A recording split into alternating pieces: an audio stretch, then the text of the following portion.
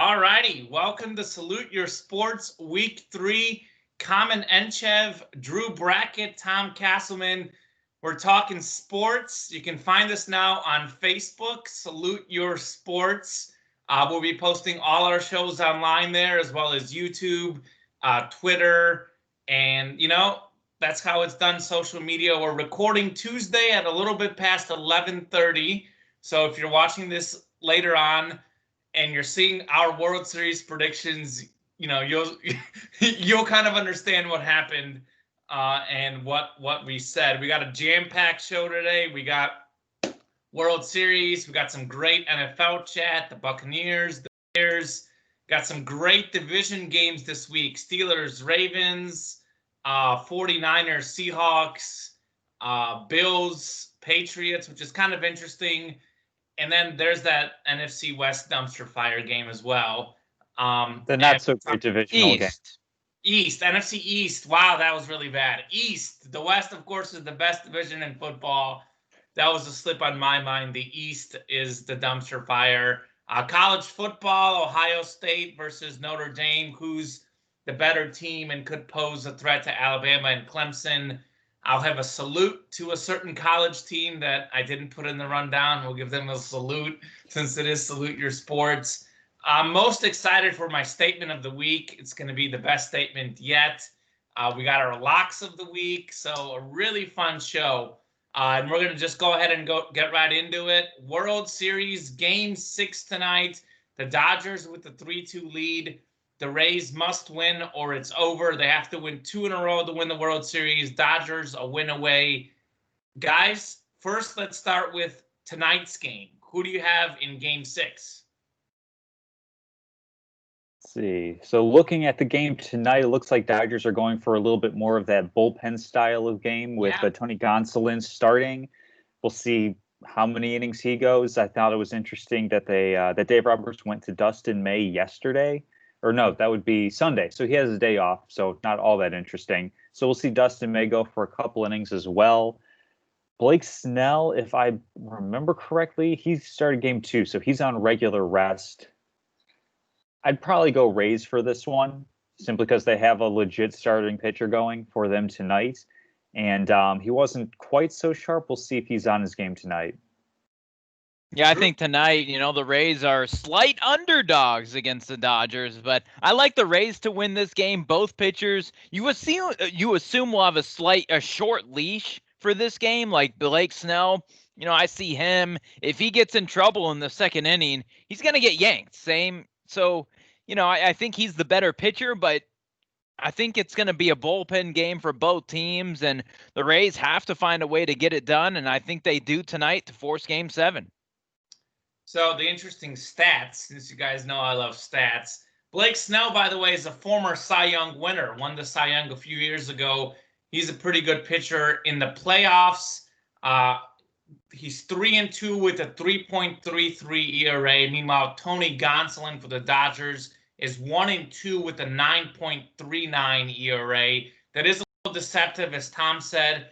They're going to throw him 1 to 2 innings. They know that. We don't know about Snell. I agree with Drew. He might have a short leash, but he could go 5 or 6 innings if things go well. He went 4 2/3, 2 earned runs in Game 2. Gonsolin allowed 1 run over an inning and a third. If we're looking at the pitching matchup, I think the Rays tend to have the advantage in this one. What makes it very interesting, though, as we mentioned, the bullpen game, of a bullpen game do the Dodgers want to make it? Because their guys could get tired for Game 7, and what makes it so interesting is the Dodgers, if it goes to 7, do have Walker Buehler going in Game 7. He was incredible last time out. 6 innings, 10 Ks, only 1 run allowed. He certainly has the edge in that Game 7 over Charlie Morton, although Charlie Morton was great in Game 7 with the Astros when they won the World Series in 2017 when they won the World Series. We can debate whether that was justified or not. Gosh, I think this is a toss-up. I think it's a very hard pick. I think the Dodgers are without question the better team. I think the Rays have the better matchups. So if I'm forced to pick, I'll go with the Rays because who doesn't want to see a Game 7? But as far as the series goes, and I'll kick it off and then I'll let you guys decide what you think. I think the Dodgers definitely are going to win the World Series. Whether it's tonight or Wednesday night, we'll see. But the Dodgers have actually put up some impressive numbers. You look at their win margins in this World Series, 5-4-2, and the two-run game, they were up the whole way. The Rays won by 2 and they won by 1. In fact, the Dodgers have a plus 33 margin this year in the playoffs, which is the third best in Major League history. Despite playing a Game 7, they still plus 30. So if you're going to beat the Dodgers, you win a close game. When the Dodgers win, they usually win big. So I think it's going to be very hard for them to lose 2 in a row. They've only lost 2 in a row 4 times the whole season. They've never lost 3 in a row yet. So they're a very consistent team. They've had 9 different guys hit a home run in this World Series. That's also a record. And the main difference between these two teams is the hitting. The Rays are terrible with runners in scoring position. The Dodgers are incredible with runners in scoring position, in particular with 2 outs. They seem to get all those 2-out hits. They've got the better offense. I think they're going to win the series, but it's going to be tight. I mean, they're the best team. They've had the best ERA. They've had the most runs scored. They probably should already have won the World Series if it wasn't for that crazy play at the plate where they committed 2 errors in one play. So I'll go for the Rays tonight, but I would say lock in the Dodgers as the champs. Yeah, I would agree with that, and I think as much as you can say that losing a World Series game is a good thing for a team, the Dodgers were up 2-1, about to go up 3-1. They had Kenley Jansen, who's been shaky, but was back on his game, was pitching pretty well. And then you have 2 gaps on the same defensive play, one where the center fielder, I believe that was that was A.J. Pollock, didn't take the best route to the ball. Was it Taylor? It was one of the 2. Yeah. Didn't take a great angle to a ball hitting the center field. Kept his eyes on the infield more than looking the ball into his glove. Just a little lapse judgment, which is completely understandable. You're on the biggest stage. You're going to let some things slip. But that's a great opportunity for the more talented team. And I think it's pretty clear that the Dodgers are the more talented team. That's when Dave Roberts can probably say something along the lines of like, hey, we don't have this locked up. You have to get your acts together and make sure that we actually finish this out. Comment like numbers that you were putting up there, what that kind of reinforces is the eye test for me, which is at no point in time have I felt that the Tampa Bay Rays are in the driver's seat of this World Series. The Dodgers have a lineup that is so deep, whether it's Muncy or Bellinger or Betts or Seager, who's actually playing like their MVP right now. At any point in time, they can go deep, they can go yard, they can make it a closer game than it feels. So basically the key is going to be make Kevin Cash manage for tomorrow's game tonight in addition to tonight's game, and then overall just let your depth overwhelm the Rays. Yeah, I like the Rays tonight in Game 6. And then as for Game 7, likely the Dodgers, like you guys are saying, but it should be a heck of a game if it gets there. Yeah, and a couple quick notes that Game 4 win for the Rays to even the series at 2. That was crazy. Brett Phillips got the game-winning hit, and he was left off the ALCS roster. He didn't even play, and that was his first at bat of this series. And he was the hero. That was kind of needed an IV after the game. Yeah. He hyperventilated and was dehydrated and so excited in the celebration, everything that he actually required some medical attention after the game. That's how excited he was.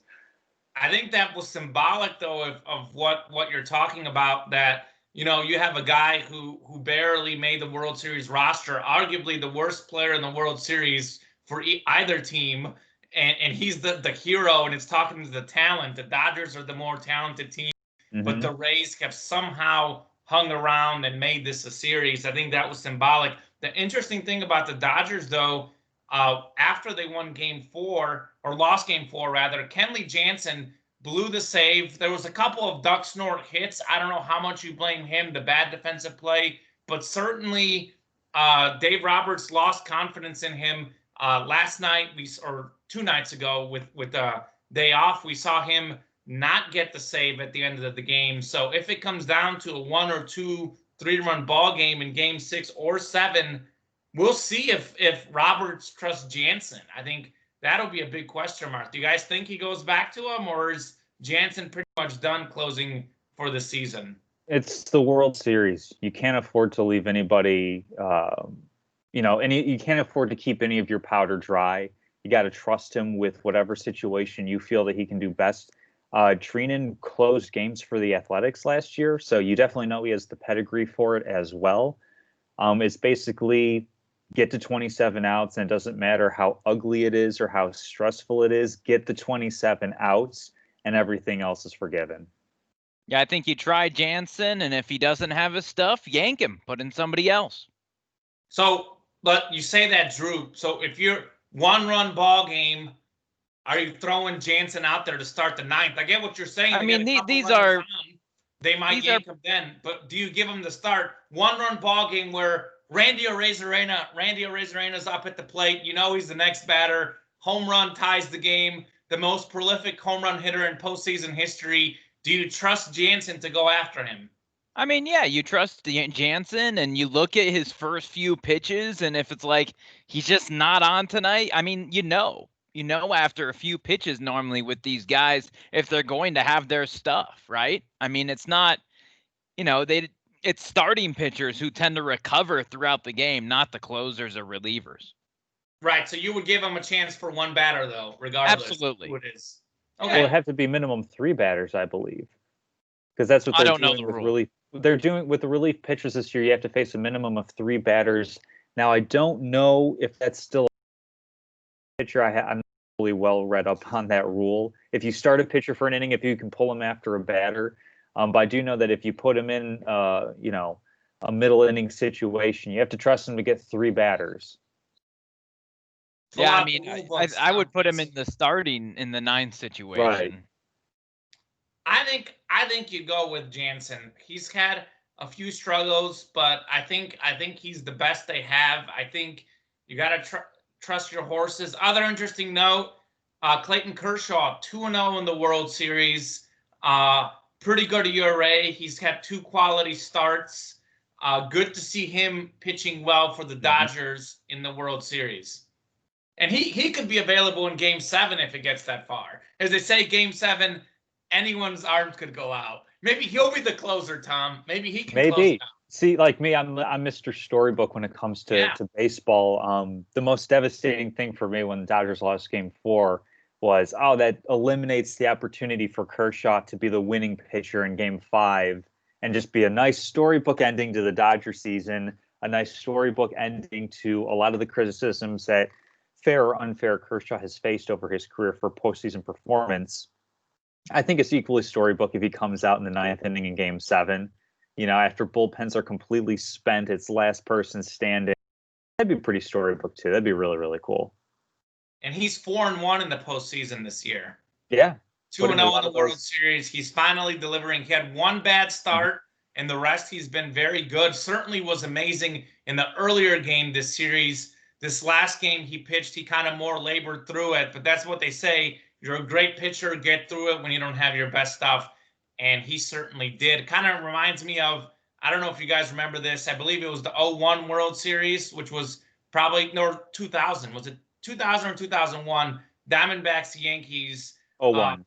Probably the greatest World Series of all time, and you had Randy Johnson pitching Game 7, got the outs there late in the game. Mariano Rivera blows a rare save on that Doug snort by Luis Gonzalez. Craig Counsell comes home, which that was the same night of the Bears beating the Browns. They got a Hail Mary at the end of regulation to tie the game, and then they had a pick 6, I believe, for Mike Brown. Do you remember that?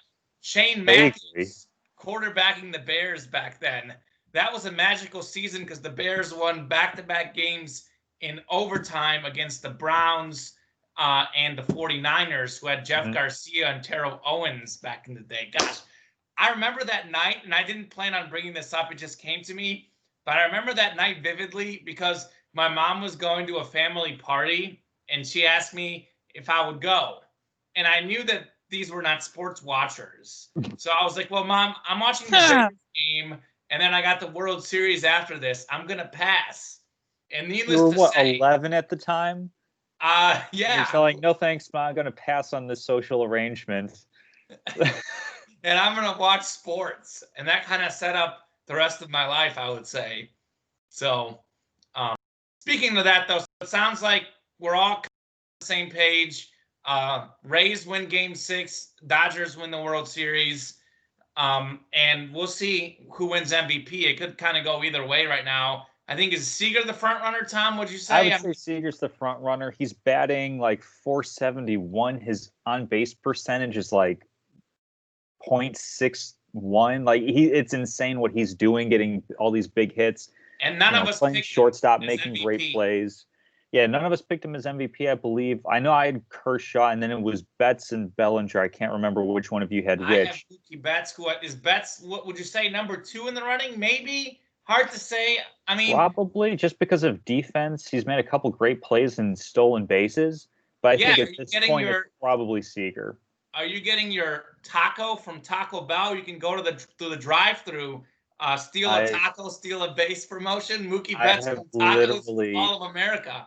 I've literally never eaten at Taco Bell, and I have zero plans to do so at any point in the future. Tommen will hit up all the Taco Bells in Chicago. You can have a taco on my behalf. I give mine to you. I bequeath it to you. He'll have 5 on your behalf. Can I phone that in? Are they gonna let me phone it in? I'll put you on speakerphone. See, like, I don't know how they track that sort of thing. I know this is like side tangent. Like, how do they track how many times? Like, if you just get in a different car and just drive around, can you keep getting tacos? If you go to different Taco Bell establishments, there's no way for them to track this or monitor. Well, absolutely. That's what people do, is they go to different Taco Bells. And when you go, do you get other stuff, or do you just go to the drive-thru and say, I would like my one free taco, please? Here's the thing. This is how they make money.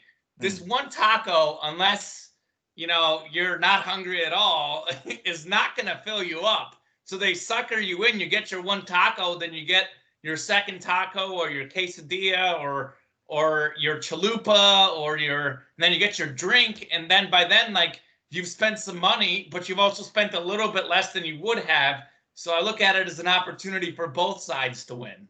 So I mean, I know guys that drive around and get one free taco and then go to a different Taco Bell. See, do it in order. You eat it in the car on the way. It all works out. I will not be doing that. It's a pilgrimage. I will say I will stick to my one taco. I'm a fan of it, but I'm not. Honor system. I will have one more taco than each of you. Yeah, I'm not going to Taco Bell. Not a chance. Well, Mookie Betts, when they interviewed him, he said he wanted to win tacos for the country, and he did. So thank you, Mookie. Man of the people. Man of the people. And I will say Mookie Betts, I believe, I don't remember the exact statistic. Again, I didn't have this prepared. I wasn't even planning on talking tacos. It just came out. But nothing wrong with it. It is Tuesday, Taco Tuesday. There's some statistic. I don't know exactly what it is, but he's got like 3 or 4 stolen bases in this series. And it was something around stolen bases, and he's the only guy besides Lou Brock to do it in World Series history. I don't remember the stat exactly. But anywho, impressive company for him, and impressive stuff for the Dodgers. But we are going to transition, since I brought up the Bears and exciting wins. What about that Monday Night Football dumpster fire? The Rams beating the Bears 24-10. Chicago scoring on an Eddie Jackson fumble return. He's had 2 touchdowns called back this year because of penalties. 3rd time was a charm for him, but the Bears didn't have any charm on offense. 0 offensive touchdowns. Nick Foles could barely throw the ball. He didn't have time because of the offensive line. And when he did, he was throwing it not to his teammates. He threw a beautiful sideline pass to Jalen Ramsey. Came down both feet in bounds. It was a beautiful play for LA. Jalen Ramsey plays for the other team. The Rams. Yes. So, yes.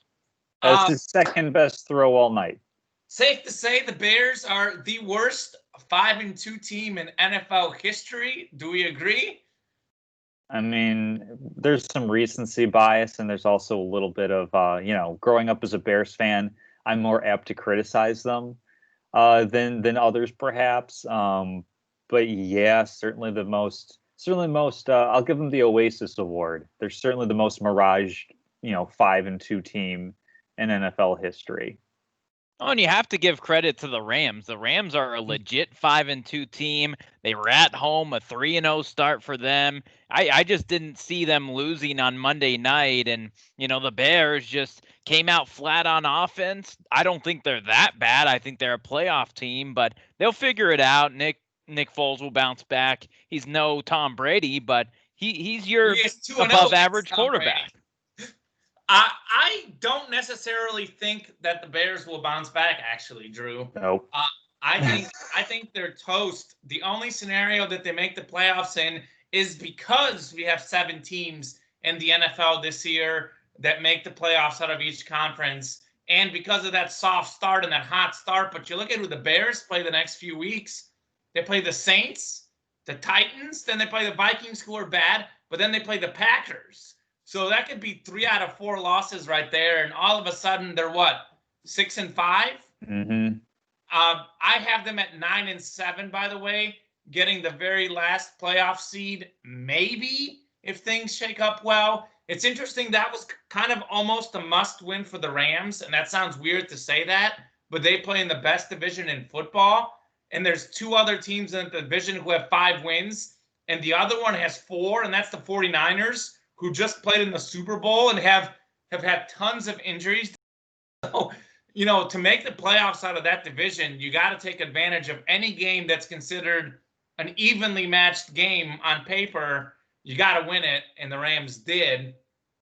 I have a statement about the Bears. But before I get into my statement, and this was originally going to be my statement of the week, but I thought of save it for the statement of the week. No. It's not my statement of the week because I thought of something better. So I have some Bears trivia for Tom Castleman before I say my things. Tom Castleman, 5,059 receiving yards is the all-time record in Bears history. 5,000 yards, all-time record. Julio Jones already has over 12,000 yards, and he's still playing in the NFL. So who is the all-time leading receiver in Bears history? Johnny Morris, right? Johnny Morris. Have you been looking at my Twitter, or did you know this? I've known that stat for the past 10, 15 years. It comes up every single year where it's just like, are the Bears going to have a good offense? They don't have a receiver that's had more yards than Johnny Morris. I've heard it since we had Brandon Marshall. I shouldn't say we, since the Bears had Brandon Marshall, Alshon Jeffrey. It's, hey, when are we going to get a receiver that'll have more career yards than that guy? And the answer is not anytime soon, apparently. Drew? I was thinking a different Johnny there. Which one? Johnny who? Johnny Knox. Oh, man. Maybe. But awful injury to end his career. I have an honest question for you. Now, I have heard the name Johnny Morris just because I have heard this brought up before, as Tom Castleman said, growing up a Bears fan. Do you know Johnny Morris? And if you claim to know who he is, when did he play? No, I don't know Johnny Morris. I know Johnny Knox, and Johnny Morris probably played in 1974. 1958 to 1967. Yeah. And I had someone mention on Twitter that he became a sports broadcaster afterwards, and apparently a pretty good one. So there's that. You know who's third all time in Bears receiving yards, by the way, Tom? Third all time. Ditka. Devin Aroma should do. Alshon Jeffrey. Alshon Jeffrey is third all time. I like Drew's answer better. That's a deep cut right there of Bears roster bubbles. That's what I'm going for. Deep cuts. All right. Second leading rusher in Bears history. What was that? Second leading rusher in Bears history. Second leading rusher? On longevity, I'm going to say Matt Forte. Otherwise, it's Neil Anderson, right? Okay. I should ask Drew Brackett this question before you next time. Matt Forte. So, Tom Castleman really knows his Bears history. I should have been directing these questions. Indeed, Matt Forte is number 2. But some of the other guys on the list here, I got my quarterbacks pulled up. Let me go to the running backs. We don't need to do the whole quarterbacks bit. By the way, Monday Night Football did this thing where it was like in the Super Bowl era or something like that. The Bears have had 51 lines. We know, everybody knows that the Bears haven't had a good quarterback, perhaps ever. You want to say Sid Luckman for the era? Sure. Punky QB did enough to help them win a Super Bowl. Mitch Trubisky got into a Pro Bowl. He was like the third or fourth alternate that year. Like, we're well only aware. The second Bears quarterback ever to make a Pro Bowl. And that's an asterisk. I hate the whole thing. Who just got benched is 7th all time in Bears passing touchdowns. Had he gotten 15 more, he would have been 3rd all time. Yeah, no. And some of the leading rushers. We're well aware of the quarterback ineptitude. We don't have to keep bringing it up. My point is, though, we don't have to bring up the quarterbacks, but the Bears, in addition, are horrendous running history as well, with outside of Walter Payton, obviously. My point is that the Bears, here's a stat, by the way. The Bears rushed for 49 yards on Monday Night Football. This was the Bears' 4th consecutive game with fewer than 65 rush yards. The only time they've had 4 straight games in the Super Bowl era.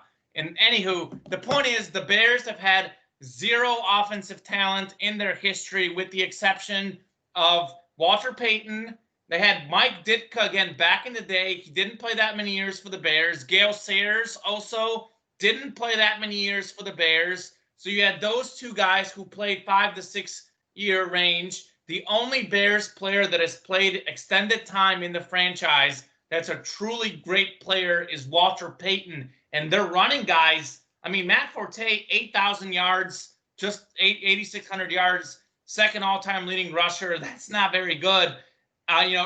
Jordan Howard, Anthony Thomas, Thomas Jones, all these guys are in the top 10. Mm-hmm. And none of those guys are stars. They're recent names we remember. So here's what I think the Bears should do. First and foremost, the year is 2020. And this is my statement of the week, so I don't want to give away too much. But the 1985 Bears was 35 years ago. They won with a great defense 35 years ago. You can't have the nostalgia of this. They've had some fun defenses, but they haven't put them over the top. They need to do 2 things. First and foremost, they need to forget about drafting defense. In their next draft, every round should be dedicated to an offensive pick, because their offensive line is terrible. They need 4 linemen. Get rid of all of them. Their quarterback is terrible. Their running back, Montgomery's terrible. Their receivers are mediocre. Tight end, Graham's okay, but they don't use him right. Also 33 years old. Get yourself 4 linemen, a quarterback, a receiver, and a running back. Forget about defense. That might be your identity, but that was 35 years ago. You haven't won with defense. The NFL is all about winning with points. I'll get into more of this later, but just a few stats. 2018, top 4 offenses in the NFL were in the Final 4. Last year, we had the Chiefs were number 2 in points. The 49ers were number 3. That was our Super Bowl matchup, with the Chiefs winning. And again, there's so many more stats to prove that it's all about offense now, and I'll have many more of them during my statement of the week. But the Bears need to completely forget about their defense. They need to focus on only offense. And the next 2 drafts, don't draft a single defensive player, because eventually you're going to have to hit with an offensive player. The other thing they need to do, at 3-0, they benched Trubisky. At 5-2, they need to fire the head coach, Matt Nagy, however you pronounce his name. There's multiple things out there, but he's got to go. 4th and 1, they throw a pitch to the outside to Cordell Patterson on 4th and 1. If you don't have enough in your offensive line to go straight up the middle, you don't run the ball if that's what you're going to do. They consistently threw short of the marker. Part of that is because the guys can't block long enough.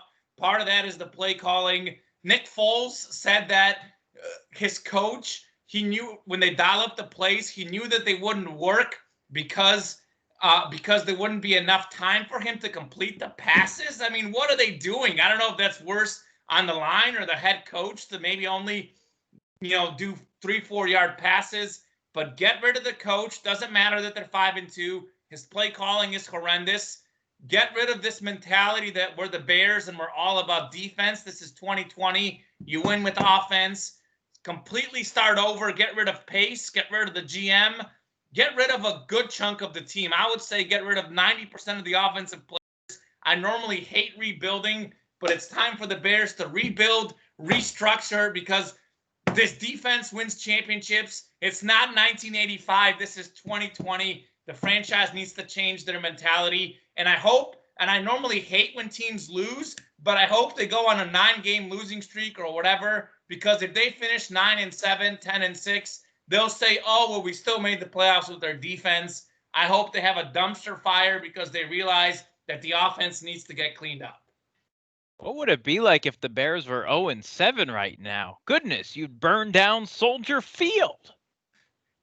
Yeah. I'd be holding up a sign welcoming 2. Trevor Lawrence. I'll pick him up at the airport if he wants COVID. Man, what a rant for 5-2. Come on. I would pick up Mac Jones from Alabama or Kyle Trask. These are guys that the Bears actually have somewhat of a realistic chance of getting in the next draft. The problem you draft all offensive linemen. The offensive lineman is where where the core needs to be, and they don't have a good offensive line. Yeah, you heard it from Nick Foles himself. He doesn't have time to throw.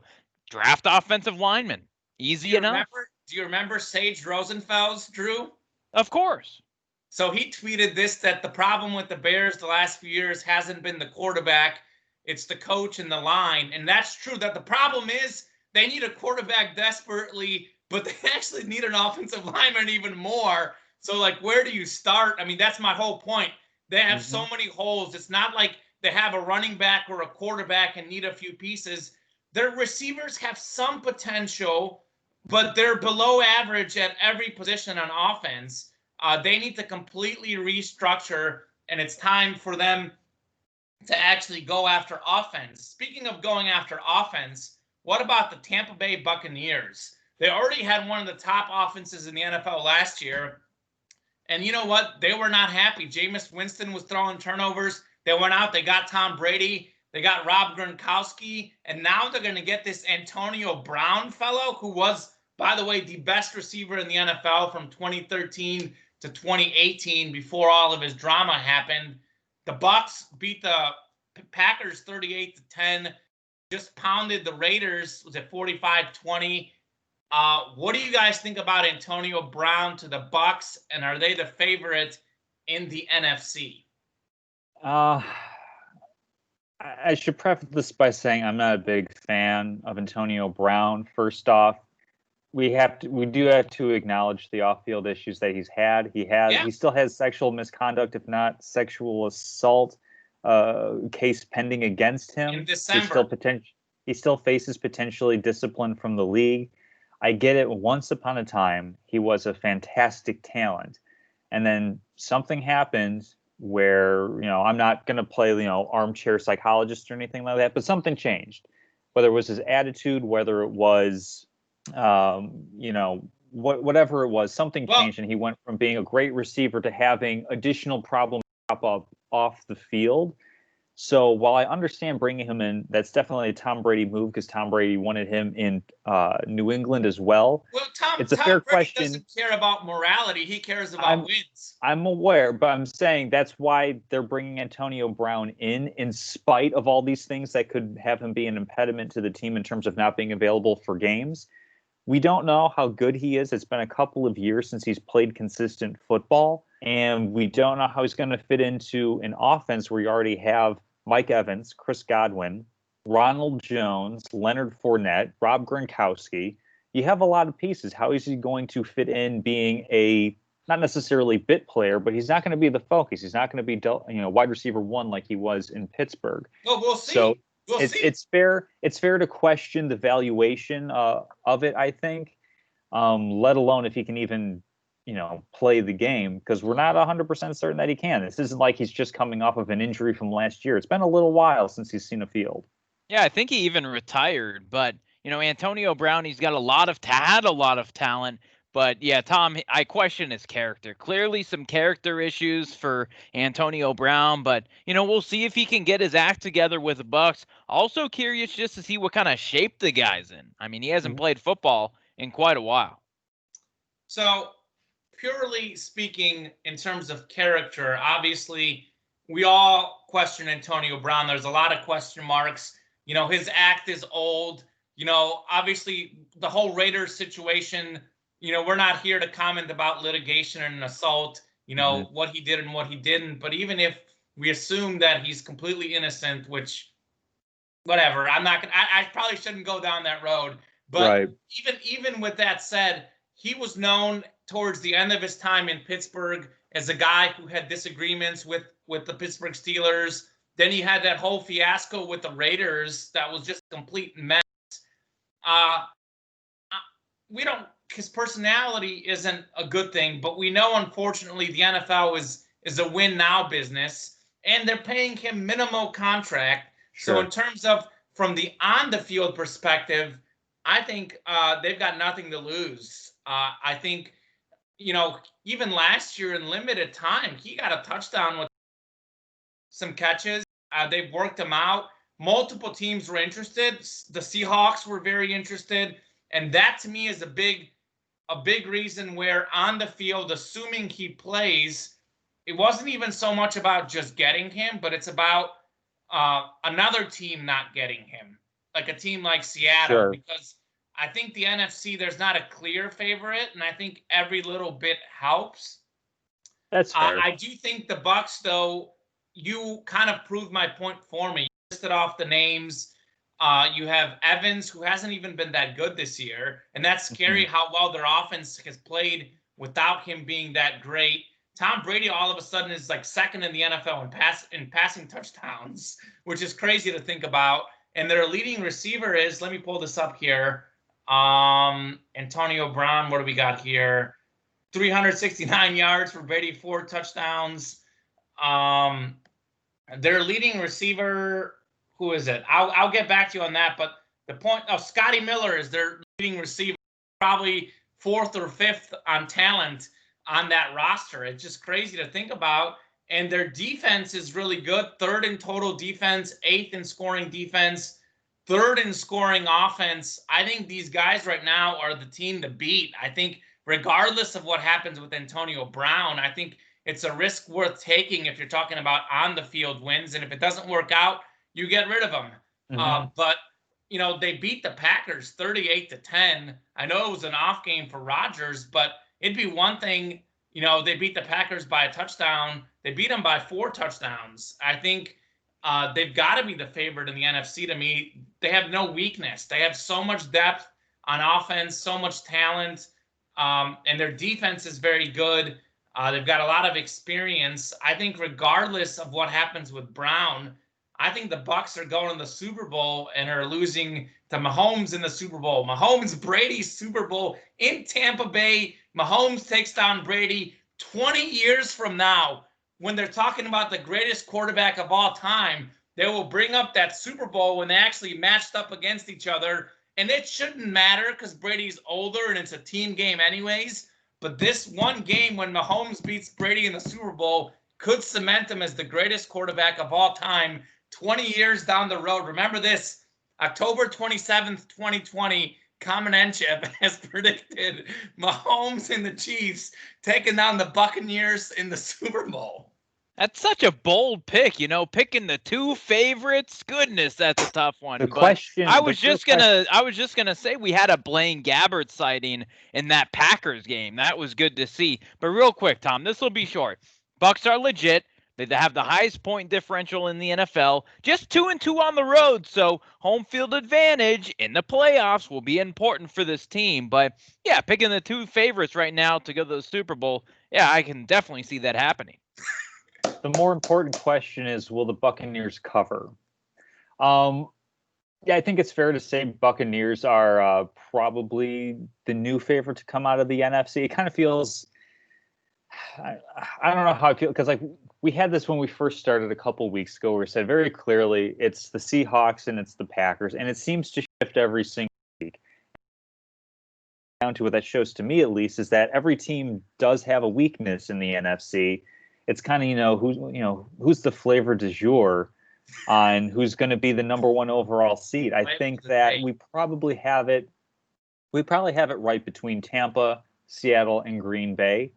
I don't think, this isn't college football. We can't say like bad wins should knock them out of contention or bad losses should knock them out of contention for something.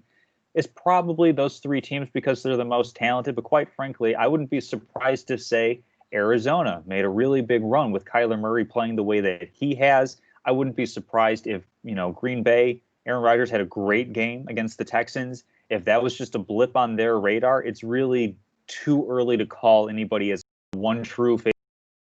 It's really, really compelling football to watch. Real quick, I'll keep this quick, then we'll get into picking games. But I think what makes the difference, you talk about no team having a weakness per se. I think consistency is part of it, but I would argue that the Buccaneers are the only team that really doesn't have a weakness. Their defense is far superior to Seattle's and even Green Bay's at the moment. I think Seattle's last in the NFL in passing yards per game allowed. Tampa Bay, meanwhile, can play better defense. We get caught up in, Brady, Rodgers, Wilson. Of those three, as has been the case pretty much his entire career, we forget about Tom Brady. He's always been blessed with great defenses, and this is no different story right now. So, sure, we can nitpick and we can talk about consistency, but at the moment, the Buccaneers right now really don't seem to have a weakness, quite frankly. One of the teams mentioned is their pass defense, last in the NFL. We'll go straight into picks. I was going to start with the big one, Steelers, Ravens, but why don't we talk about Seahawks and 49ers first, because the 49ers just beat the Patriots 33-6, back-to-back wins for San Francisco. Seattle coming off their first loss to the aforementioned Kyler Murray and Arizona Cardinals. Overtime thriller. The Cardinals were down 10 points. They rally late in the fourth quarter to tie the game. It goes to OT. Their kicker misses. They think they're done. Wilson throws an interception. He had 3 of them yesterday. Not only ended the undefeated season, but reopened the MVP race after such a poor performance in key moments for him. And then the Cardinals drive down and get the game-winning field goal, taking down Seattle, who's now 5-1. And now they're going up against the 49ers. What do you guys think? Who's going to win this game?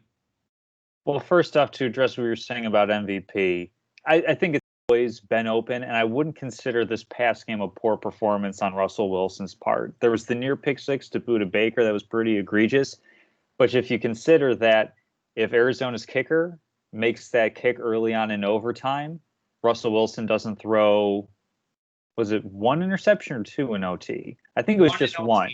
So he wouldn't have thrown that interception. If there wasn't a holding penalty on his touchdown pass to DK Metcalf, that would have been an interception. What I'm saying is that the holding penalty was legit. What I'm saying is that I don't think that this disqualifies Russell Wilson or qualifies as a bad game on his ledger. He was doing everything that he could. In the NFL, you're a quarterback, you throw 3 interceptions. That's a bad game. Doing everything that he could to get his team to victory. If the defense does his job, we're not having this conversation. If the opposing kicker does his job, we're not talking about a 3 interception game. It's a game of inches. It's a game of margins. But I don't think that the outcome alone, did Russell Wilson look like a bad quarterback that game? Not at all. He looked great. Yeah, he threw interceptions, but to me, he's still well. Level, though, MVP, I'm not talking about an average quarterback. Obviously, Russell Wilson is fantastic, but 3 interceptions certainly really do hurt for his. The problem, actually, Pete Carroll arguably cost them the game because they were actually late in the game. They ran 3 straight times, gave the ball back to Arizona. It was 3rd and 2. They could have passed the ball, likely put the game away.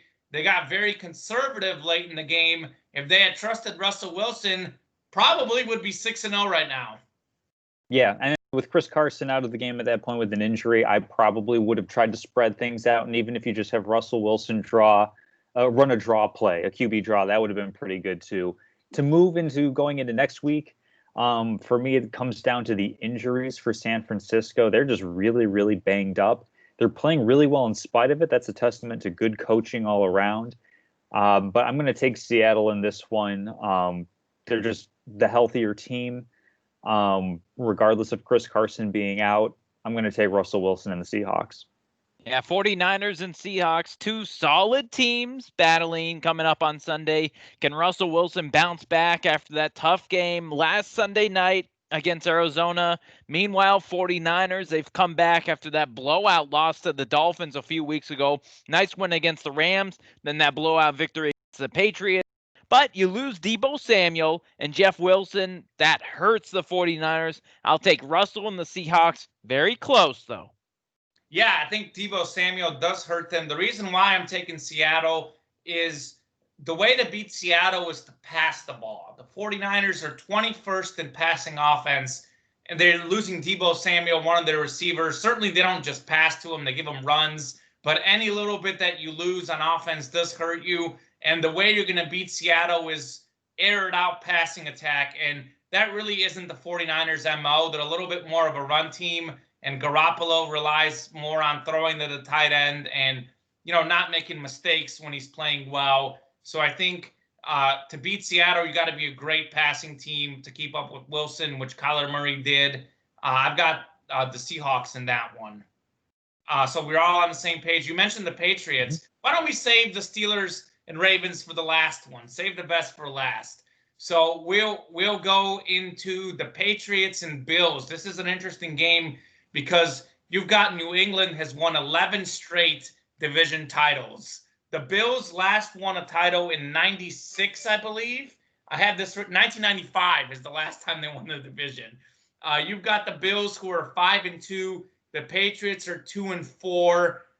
If there's ever a moment for kind of a changing of the guard in the division, I think this matchup is it. I mean, I think if New England loses this game, they've got to be out of the division. I mean, must game for Bill Belichick against a team and a franchise he's absolutely owned.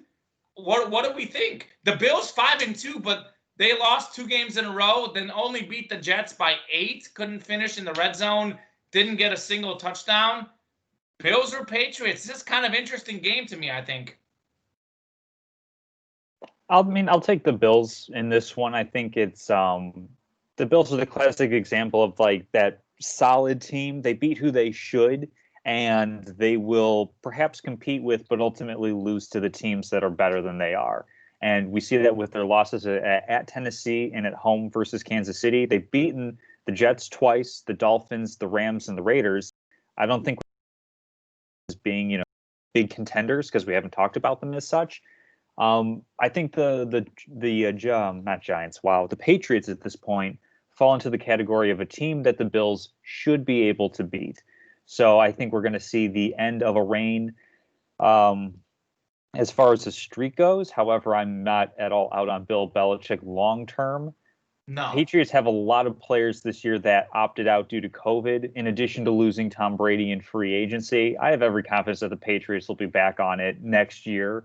But this year, at long last, Buffalo Bills get to reign atop the AFC East, and who knows, maybe jump onto a flaming card table set up in a parking lot. Well, I think it should be a close game. The Bills are the better team, but they're injured. And I'd have to wait and see the inactives on Sunday to make a pick. I lean the Patriots plus 3.5, but they're 0-2 on the road so far. So I think it's a complete toss-up. It may come down to who's active, who's inactive for the Bills on Sunday. Is John Brown University going to play? Mm-hmm.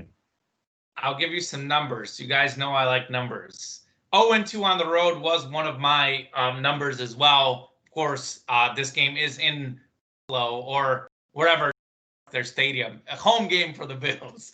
The Patriots' last 3 games, 10 points, 12 points, and 6 points. They've got 2 offensive touchdowns the last 3 games. The first game they were without Cam Newton, but guess what? The last 2 games they've been with Cam Newton, and it hasn't worked. I think in the NFL, it's about offense. Sure, long-term, Bill Belichick is a defensive mastermind, but as I'll get into my statement, you got to win with offense. And Cam Newton is a great runner, but maybe teams saw a little bit of the tape the first few weeks, and they learned to contain his running game. And he's not a great passer, and they don't have great receivers. That's why Tom Brady left. He was smart. They went 4-5 down the stretch last year. Early in the season, they started 8-0 with that great defense carrying them. Part of the Patriots and Brady losing, people are like, is Brady done? Well, part of the problem is he saw that he didn't have anyone to throw to, and he sees who the Bucs have.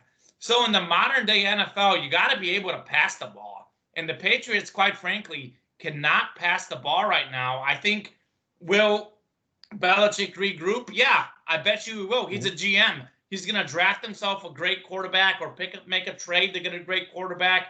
They're going to get a few receivers. In a couple of years, they'll be great. But at the moment, the Patriots are done. You can't win in the NFL unless you're the Ravens and you have the best running game and the best defense. You know, maybe you can win in the regular season without a passing game.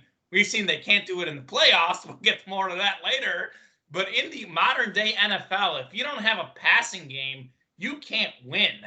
So I think New England is going to lose to Buffalo, and their reign is done. They're going to finish under 500 this year. They're going to be 2-5. It's going to be a long way back to get to that 500 mark. We're going to see a losing season in New England. We haven't seen that in like 20 years. I mean, it's crazy. The Bills are going to circle the wagons, win the game, and win the division. True, and perhaps you too, Common. Like, if we set the over/under at say 1.5 or 2.5, would you take the over or under on players that Bill Belichick trades before the trade deadline? Like, where do you even think that number would line up? Because I would not be surprised at all if Joe Thuney's on the franchise tag. Go ahead and ship him off for a 3rd or 4th round pick, something like that, to rebuild. Like how many players do you think he's just going to ruthlessly just like send off for some draft assets? The over. on whatever the number is? Yeah, I'll take the over. Yeah, I agree. So what do we got? Okay, we're going to save the Steelers and Ravens for last. We'll go to the dumpster fire game in the Eagles. Briefly, I don't want to talk about this much. I don't either. I know it's a division game and it's a Sunday night game, but goodness. Why is it a Sunday night game? Because the Dallas Cowboys draw eyeballs. Yeah. People love watching the Cowboys, whether you cheer for them or hate. Like, nobody, maybe the Patriots, but even not the Patriots, I don't think have the same, star power as far as people want to see the Dallas Cowboys. Can we make the Chiefs the new America's team? I think the Chiefs are more exciting. Let's make the Chiefs America's team. I don't think it's a matter of exciting. I think it's a matter of polarizing. It's a matter of you either are tuning in because you love to see them win, or you're tuning in because you love to see them lose.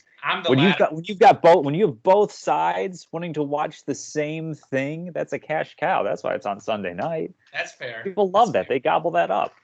Well, here's my pick: Eagles by 5. Oh, it's gonna be that close? Yeah. Is that the line? What's the line? I can't even remember. It's probably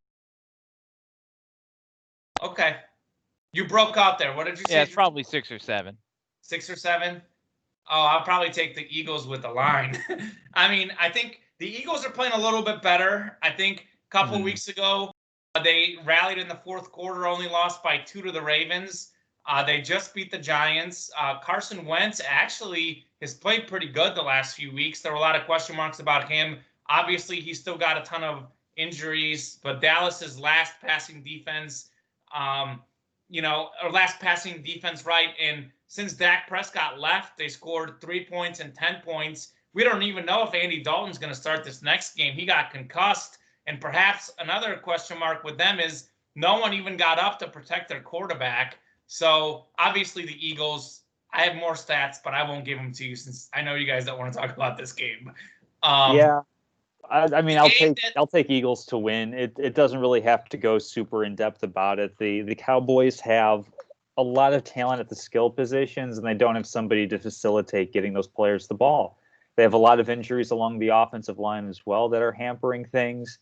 It's just not good to be a Dallas Cowboys fan right now. I think Drew's Eagles. a Dallas Cowboys fan.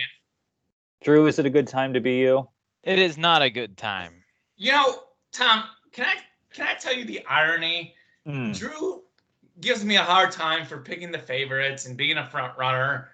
Do you know some of Drew's favorite teams? Like, yes, but you're a bandwagon guy. Likes? You like the Chiefs because they won the Super Bowl. Cowboys. He likes the Yankees. He likes the Lakers. These are the franchises he supports. I mean, this guy's back and forth. First of all, I don't really like baseball, so that was back in the day. The Lakers, yeah, sure, it's fun to see them win. But yeah, I mean, I think the Cowboys have been the longest allegiance for me. Drew, I'm surprised I don't remember this off the top of my head. Where did you grow up? Colorado. That makes sense. I always have a soft spot for the Nuggets, but I don't really like baseball. So what about the Broncos? I'm not a big Broncos guy. Drew Lock is actually a great addition. The Zoo Zone. Yeah, it's fun to see him and Alberto on the same team, and I'll probably have a Broncos pick later. But yeah, I mean, I just liked Tony Romo back in the day when he was on the boys, and obviously he didn't win, but now I'd like to see him as a broadcaster and watch him. Fantastic. He's getting paid too. Yeah, he's getting paid more money than he would be to get to quarterback. That's awesome. Yeah. Oh yeah. He is fantastic though. I mean, he really sees the game well. He is getting paid because, quite honestly, he's probably the best color commentator in all of sports at the moment. He's really good. Him and Herbie are right up there. I mean, Ray Hudson for soccer is actually number one, but you guys won't get the reference. Ray Hudson has all the passion. Ray Hudson excluded. Kirk Herbstreit certainly is up there. I like Romo better than even Herbstreit, though, for sure. Yeah, I mean they're both fantastic. But yeah, I mean, I'm a guy with the players. I mean, you like the Lakers now because of LeBron. You're the Chiefs guy. I don't baseball again. We don't really do baseball, but you follow the best players around. White Sox fan. Oh, I'm a sorry. Chicago guy. Oh, okay. And now I like Mookie Betts because he got top. Because he's the best player. No, actually, baseball, I like power pitchers. So, and even though he's not as much of a power pitcher, I like dominant pitchers. So I'm a Clayton Kershaw fan, actually. And I think at least me, I'm more of a player fan rather than a team fan. Like I was a Romo guy. Yeah. I liked Kobe when he was on the Lakers. Wherever LeBron and Peyton Manning go, I go. Yeah, okay. But I don't necessarily like the Lakers, and I couldn't even name two players on the Yankees at this moment. Giancarlo Stanton, Aaron Judge. Okay, there you go. There's two. Aroldis Chapman. Is he still on that team? Yeah, he gave up the winning home run to the Rays that sent the Rays past that series. So clearly, I'm a loyal fan. Yeah, right. Well, they've got a lot of talent. Actually, expect the Yankees to be in the World Series next year. By the way. Well, of course. Anywho, we digress. Big football game this week. The Pittsburgh Steelers 6-0. The Baltimore Ravens 5-1. Big division game. This is kind of the big eyeball game that the whole NFL has on him. Drew Brackett he picked him to lose against the Titans last week. He is not all aboard the Pittsburgh train.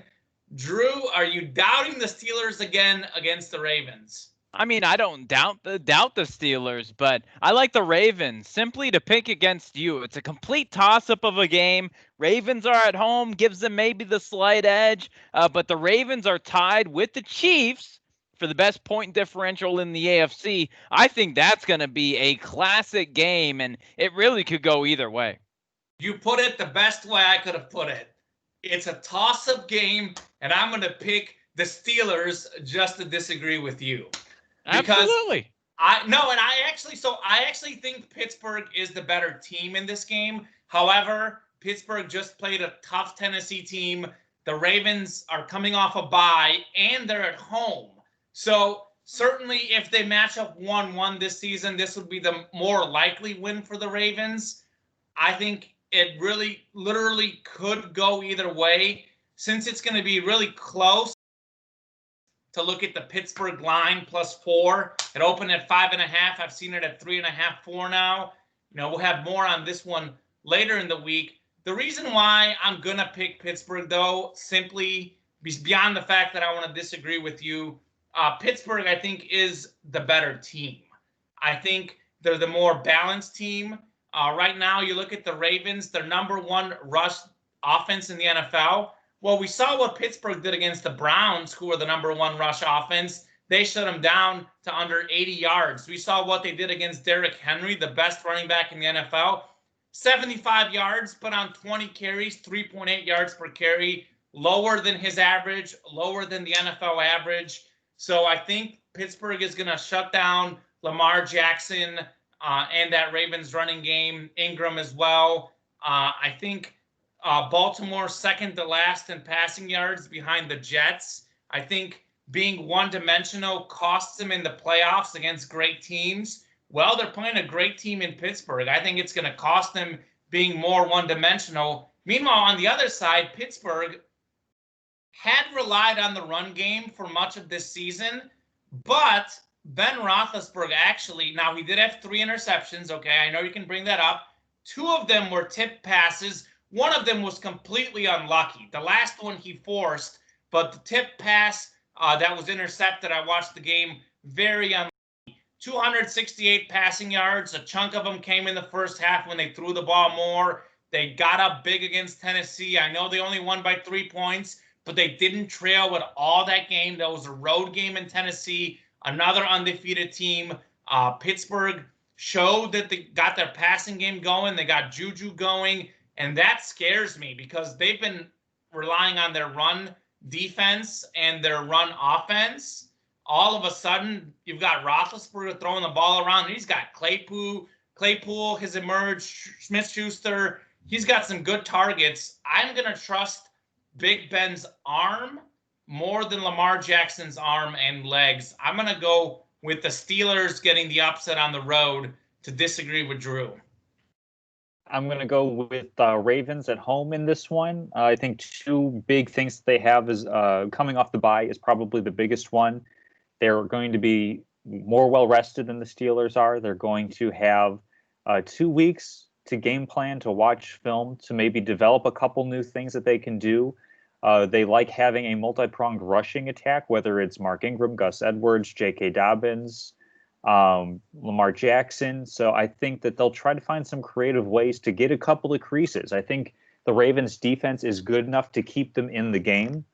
And that's really the difference. One in scoring defense in the NFL. That's the difference for the Ravens offense. They play complementary. They rely on complementary football, I think, more than most other elite teams. If it can be close, then they can continue to feel confident running the ball, feeling that they have time for something to break open. When they get behind a lot and early, like we see them do against a team like the Kansas City Chiefs, when they have to throw, when they have to become one-dimensional, that's where they really get hurt. When they have the leeway to kind of intermix doing some run-pass option stuff with Lamar Jackson, getting their tight ends and receivers involved, as well as their great running game, that's when they're going to be in it. So I think that the defense keeps it close enough. Ravens just got Yannick Ngakoue, a good defense, just got much better with another pass rusher. I think Ravens in this one over the Steelers. The interesting thing to me is if you're Pittsburgh, I think you come out passing the ball and you try and get the lead because the Ravens under Lamar Jackson when talked about it,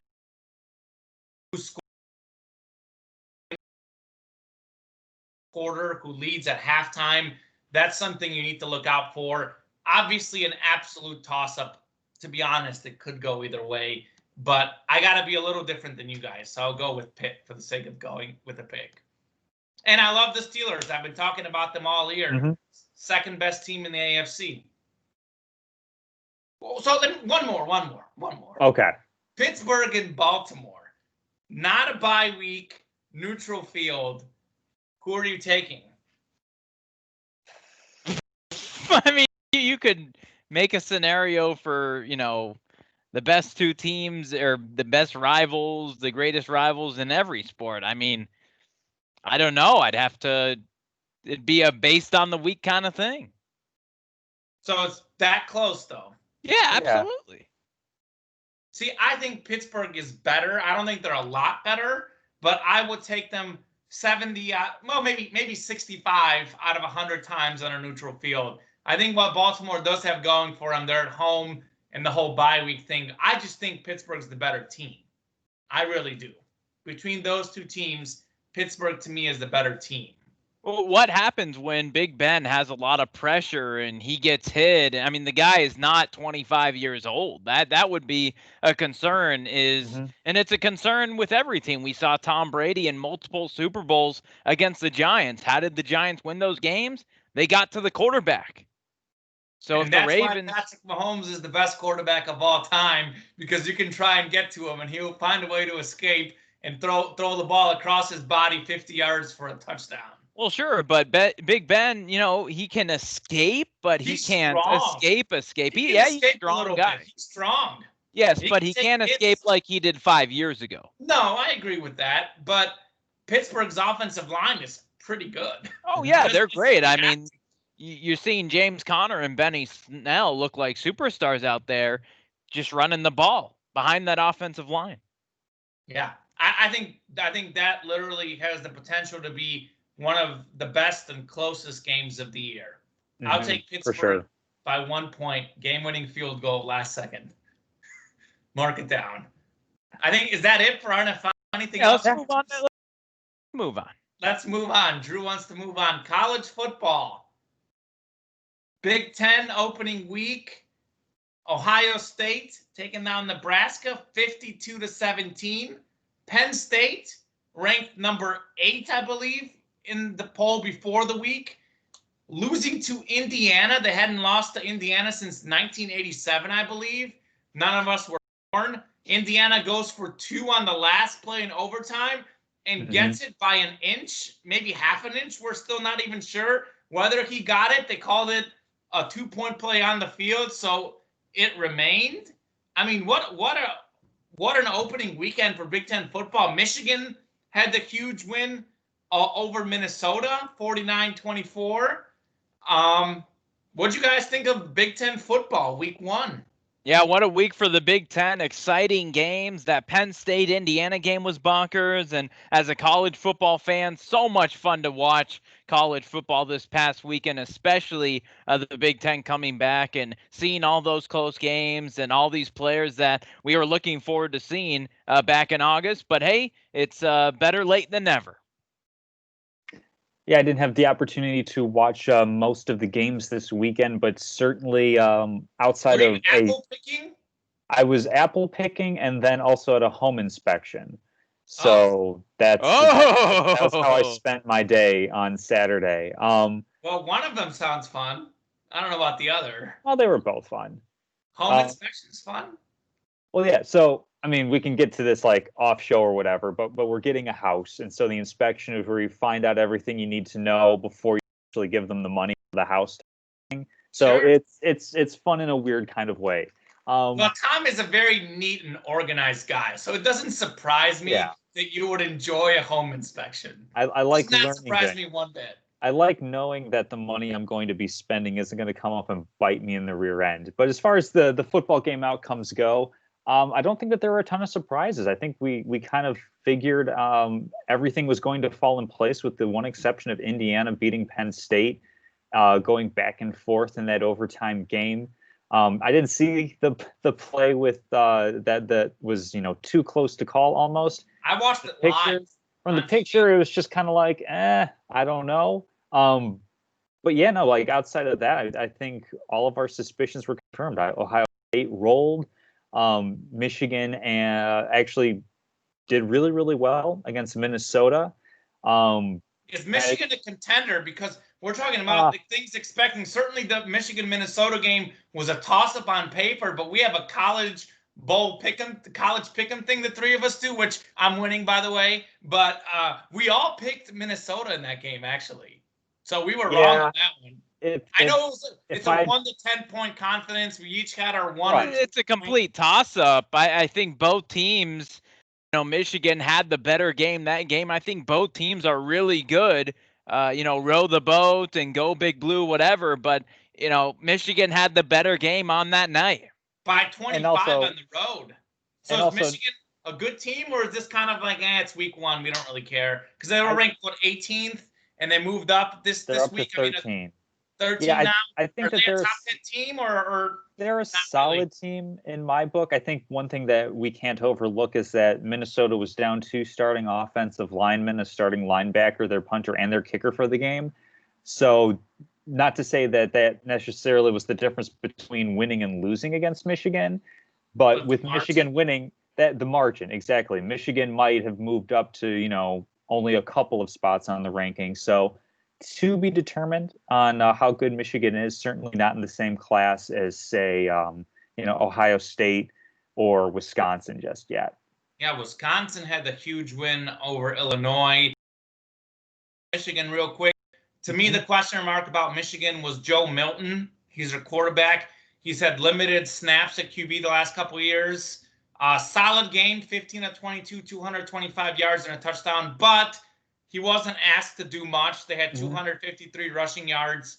I think too early to speak on Michigan. I think we've seen the same story with Harbaugh in Michigan. They take care of business against teams they should beat or are evenly matched.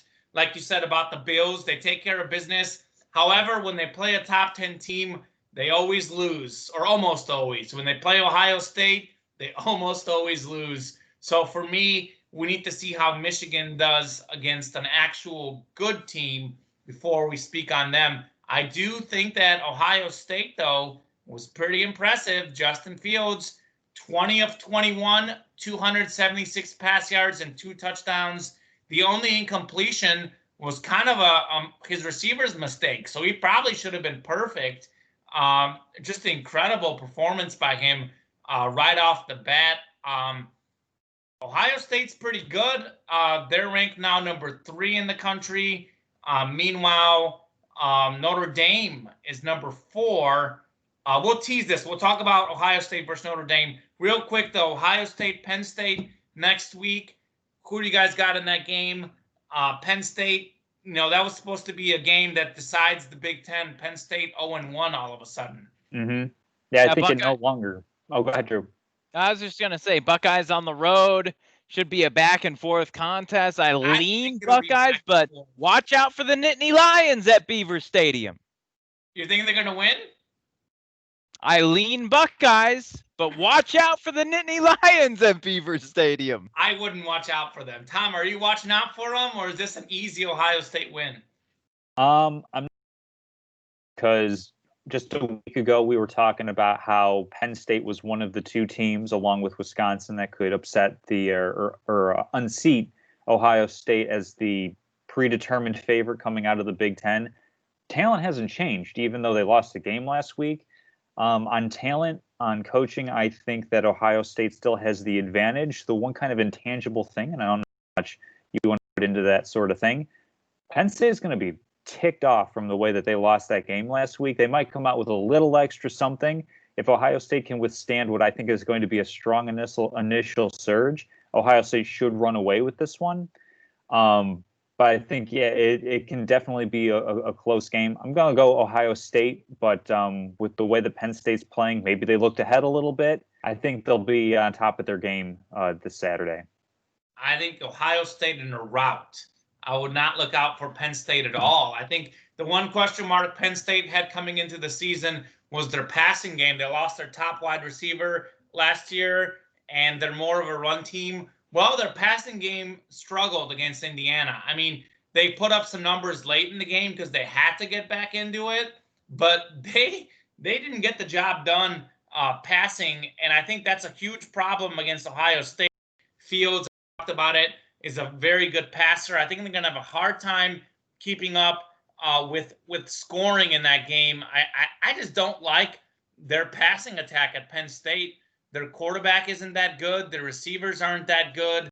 I think Ohio State's going to win handedly. They've won 7 of the last 8 in the series. Expect them to win by 2 touchdowns in this one. And let me ask you this, though. They're number 3 in the country. Notre Dame's number 4. 2 traditional powerhouse programs. I think we'd agree Alabama and Clemson are perhaps a step above them at the moment. But who poses a bigger threat to those two dogs? Ohio State or Notre Dame, who also is coming off a huge win over Pittsburgh, but still. And both are good teams, but I think the Buckeyes have a better chance to compete with Bama or Clemson. Yeah, I agree with that. We're going to find out sooner than later with Notre Dame, as they're going to be seeing Clemson home on November 7th. So we'll find out if Notre Dame can really hang with them. I agree. Ohio State is better equipped on talent.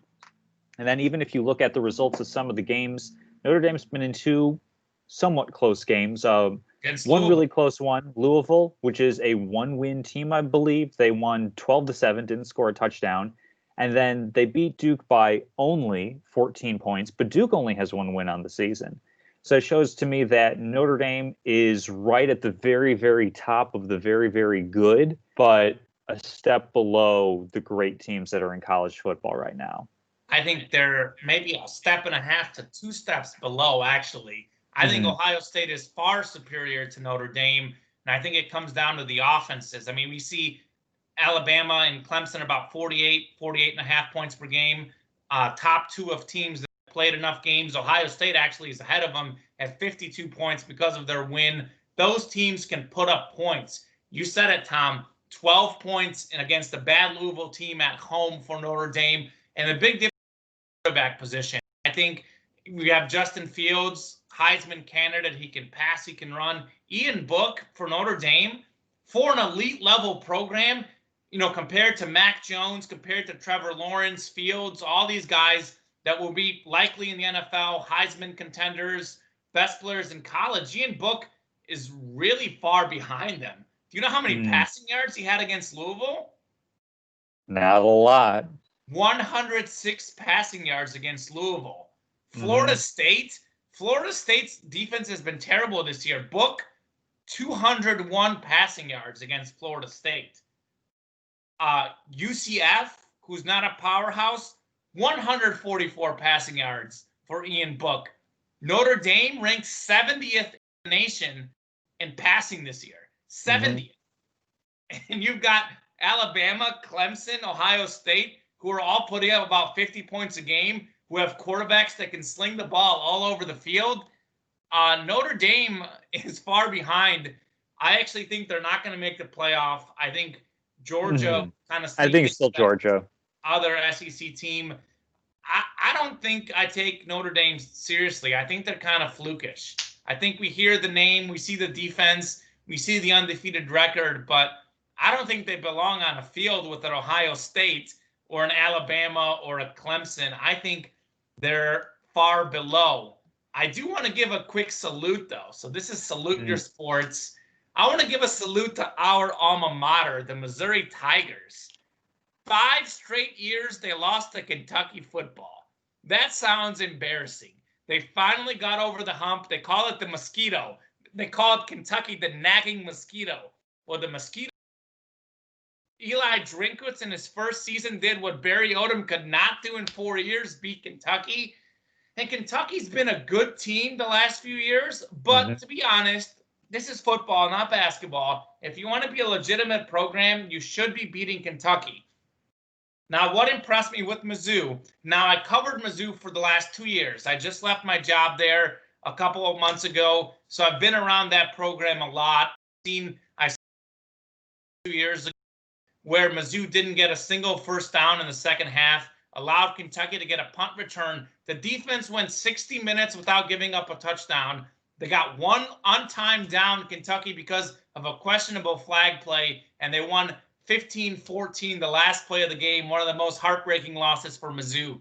But what's impressive about Mizzou is they beat LSU, the defending champs, 45-41. Of course, LSU had a bunch of guys gone from last year's team, but nonetheless, they beat them with the passing game and the offense, specifically passing and points. This last game against Kentucky, they held them to 145 yards, and they did it with the running game, consistent run game, winning 20-10. That's SEC football. Is Drew likes it, running and defense. Tigers now 2-2. Eli Drinkwitz, clearly the right man for the job at Mizzou. Barry Odom, fantastic defensive coordinator, got 6 interceptions or 6 turnovers for Arkansas a couple weeks ago. But Eli Drinkwitz, much better coach at the SEC level. The Mizzou Tigers 2-2. They've got Florida and Georgia, a couple tough games, but down the stretch, look for them to do well. Mizzou's played Florida pretty tough in recent years. I think Mizzou wins at least 5 games, if not 6, maybe 7 if things go well. Probably 5 to 6. They make a bowl game this year. Salute to the Tigers. That'd be fun to see. Do you have Mizzou making a bowl game despite a 10-game only SEC schedule? Can they go 5-5 in the SEC, Drew? I mean, you don't have to go 5-5 to make a bowl game. So what is the rule? What is the new rule now? Everybody's eligible. I don't know how bowl games are going to work. I don't know how many they'll be played. But I thought you had to go 500. Did they change it for this year? Yeah, of course, it's 20. Anybody is eligible to make a bowl. So okay, well, I don't know. SEC. I don't know. Get 5 wins. Sure, they can, but will they get 5 wins? I mean, I'd have to look at their schedule. So Arkansas, Mississippi State, Florida, Georgia. That's 4. Am I missing one? I'm missing someone. 2 games I'm missing. Yeah, I could see them going 5-5. Sure. All right. How about them Tigers? I'm Hold impressed. that Tiger. No, wait, that's the wrong. What did you say? Locks of the week. I said, hold that Tiger. Clearly going for the wrong Tiger. Tiger, I love it. All right, so locks of the week segment. This segment, we've prefaced it last week. We're going to pick 3 games that we tell you to lock it in.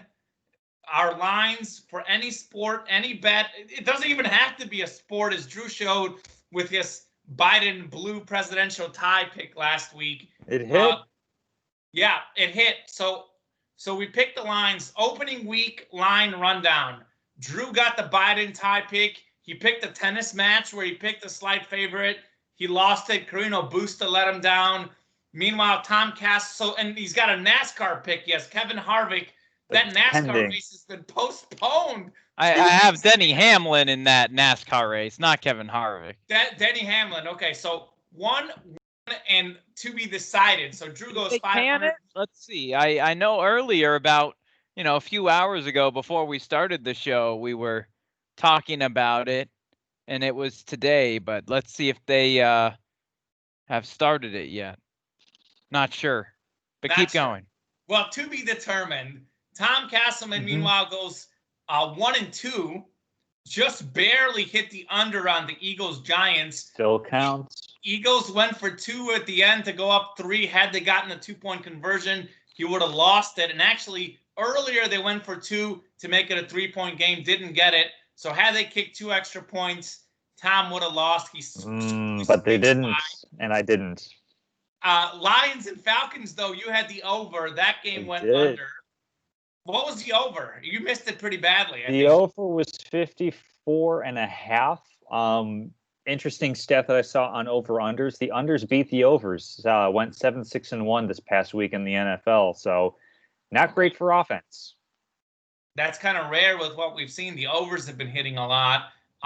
So you lost that one, and then you lost the Bills and Jets game, which we both lost. Quite cover, yeah.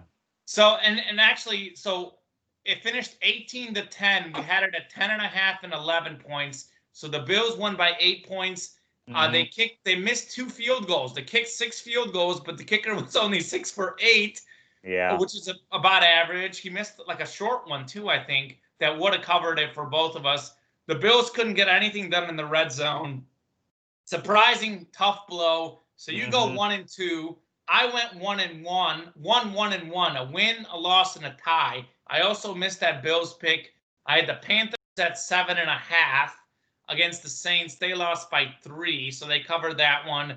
And I had the over-under on Manchester United PSG goals. I had it at over 3. So if it goes exactly 3, it washes. Man U scored like a goal late in the game to get me a wash on that one. So got lucky to even get a wash. PSG really played a bad game. That was really surprising. So we're about even early on. This will be a contested battle throughout the season.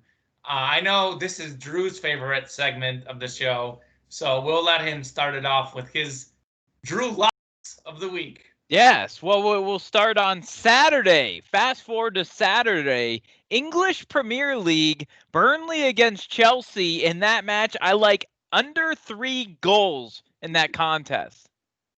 Moving on to Sunday, NFL, Raiders at Browns. If you can find 54 or 53.5 points, take the under. I think this game ends up about 28-21. And finally, the game that we talked about a whole lot today, Steelers at Ravens.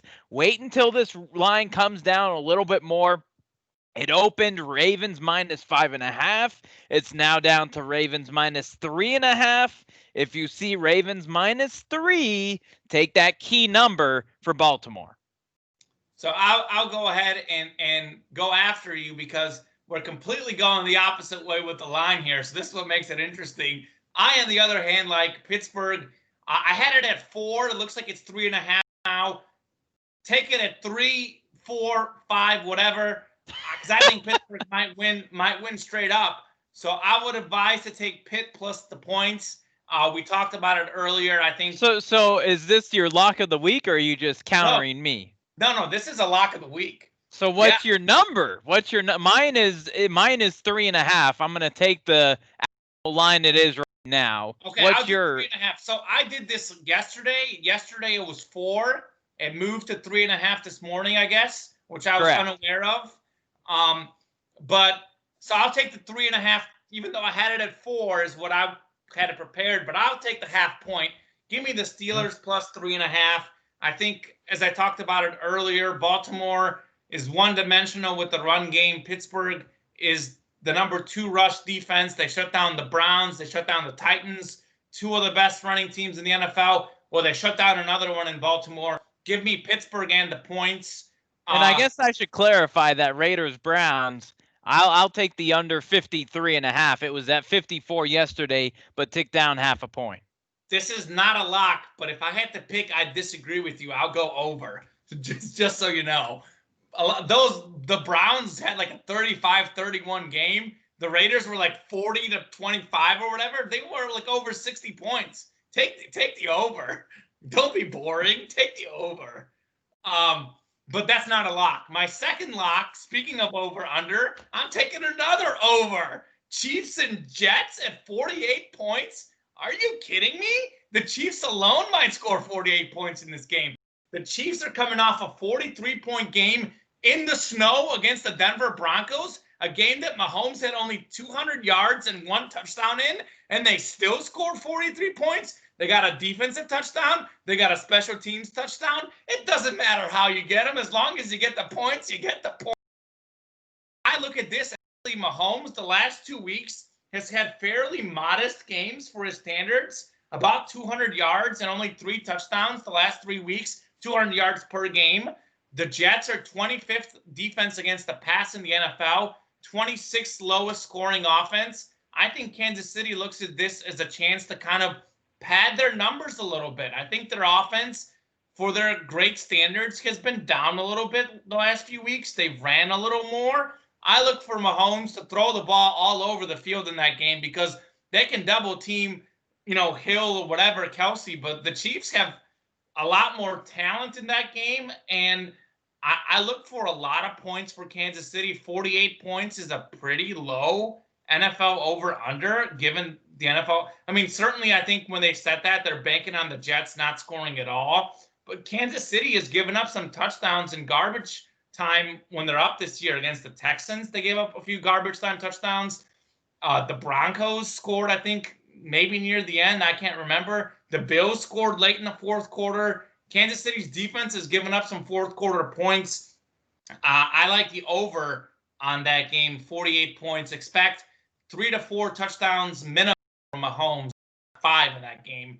He's going to go crazy and throw himself back in the MVP race because he only has 1 interception. The Chiefs only have 1 loss. The Chiefs get the best record in the NFL. Mahomes, maybe not quite as good as he has been the last couple of years, but they go 15-1.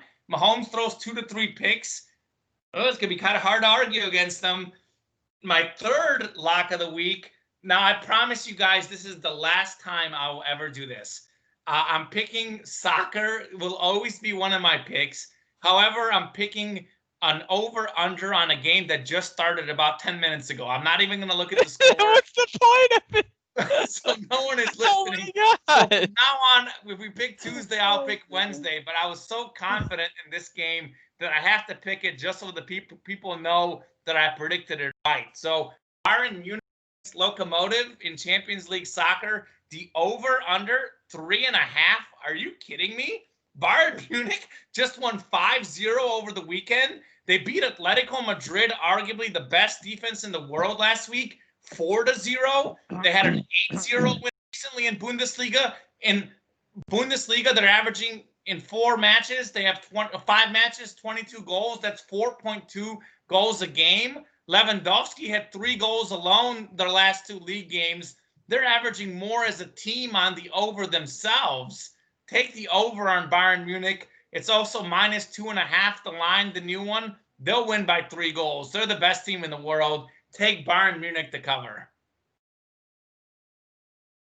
All right. Well, I'm going to start with a game on Tuesday as well, though I'll have the decency to pick one that starts considerably later. For the Rays and Dodgers, Game 6 of the World Series, take the runs. The Dodgers are going with a bullpen game. That means you have a lot of high leverage arms in there, but that also means with the more pitching changes you have, the more chances you're going to have a pitcher come in on an off day. So I'll take over 8.5 runs. Plus, the Dodgers offense is just absolutely fantastic. So I think there's a lot of different ways that you can get to that number. Going to the NFL, I'm going to be staying away from over-unders this week. I did not like sweating out that Giants-Eagles under. However, that does not mean I'm going to be staying away from awful trash teams that are playing in the NFL. Give me the Buccaneers covering 11 on the Giants in Monday Night Football. Agreed. Looking for that Buccaneers defense to absolutely terrorize Daniel Jones. If we're doing parlays or something like that, strip fumble for Daniel Jones. He gives up a lot of those. So I'm looking for the Buccaneers to cover that 11. And then I'm looking for the Chiefs. Common, you had the over. I'm taking the Chiefs to cover. I believe it is 19 when I last looked. Let me pull it up on Bovada just to make sure 19, that hasn't yes. changed. It's at 19. I'll take 19 for the Chiefs to cover the Jets. And Drew, I know that you've mentioned off show doing parlays. I would parlay both Clyde Edwards-Helaire and Le'Veon Bell scoring touchdowns this week. So if you want a little extra action, you can either go along with it or you can fade me because I might not know what I'm talking about. There's a decent chance of that as well. So those are my Le'Veon Bell touchdown against his former team. I think he's going to Sure. be motivated. I think the Chiefs are going to want to let him get in the end zone. And he just played for the Jets recently. Maybe he knows a little something more that could help the Chiefs. I picked the over in that game because I think the Chiefs offense will go crazy. I agree with the line pick as well. When it comes down to needing an extra edge, I don't think Andy Reid needs any help against Adam Gase. Like that's fair. Like, that's fair. There's nothing. But when it comes to covering that extra point, whether they win by 20 or 19, is it worth a point? Maybe. Well, Harrison Butker has missed like 3 extra points for Kansas City this year. He needs to stop doing 58-yard field goals. Look out for that extra point. If Butker misses another extra point, that could be the difference between a cover and not a cover. It wouldn't surprise me the Chiefs are so efficient in the red zone if they just went for 2 a couple of times to just really put this one away. I think the biggest danger. They don't really do that, though. Kansas City doesn't do that. They're not the Eagles. No, I know, but I'm saying, like, if you don't, I mean, Andy Reid obviously is going to have faith in Butker because he keeps running him out there for kicks, but it wouldn't surprise me if at some point they were like, you know what, let's just try to get an extra 2. If we feel we've got a beat on this Jets defense, just put it up, an extra possession, make it even more difficult for them. I think the greatest danger to covering the game and also to the over-under is that the Chiefs just get ahead by so much so early that they just put the backups in. Like, that's the biggest threat to it. I don't think the Chiefs pose, or the Jets pose any real threat to the Chiefs. Chad Henne, coming off an injury, played in the last game for the Chiefs against the Denver Broncos. I expect to see Chad Henne in the fourth quarter again for Kansas City in this one. That's fair. Former Michigan Wolverine. Yeah? Yeah. Alrighty, so I've got Chiefs, Jets over 48, Bayern Munich, Lokomotiv over 3.5 goals, Steelers plus 3.5 against Ravens. Drew has Ravens minus 3.5, but he wants you to get it at -3 if you can. What were your other picks, Drew? You picked soccer. You picked, what did you pick in soccer? The Chelsea game? Oh, Yeah. Under 3 goals. I'll go with over. Yeah, in the Burnley versus Chelsea game, yes. Okay. And then Raiders at Browns, 53.5. Take the under. Okay, so the under. Okay, so I hope you missed both. I hate unders. The only sport I can tolerate unders is baseball. It's a big door. But Tom has an over in baseball, right? I have the over in at 8.5 runs tonight, and then Chiefs covering 19, Buccaneers covering 11. Wonderful. Cannot wait to see how we do. Statement of the week time. I've got a good one. I'm going to save it for last. Let's start with you, Tom. So first off, I'm going to do a quick salute to Mike Doc Emmerich. We had this news come up on Tuesday morning, but we didn't put it into the show. I should have done that. Mea culpa. Retiring after a 50-year career in the sport, starting out covering hockey, obviously for a paper because I was big back then. And most recently, for somebody like me, being a big, I'd say probably bandwagon Chicago Blackhawks fan. I didn't really grow up following the team, but certainly on their recent Stanley Cup run, he was a big voice in that. And he is retiring now that the season is over and moving on to, still writing about hockey, but definitely a great career. One of the best play guys probably ever.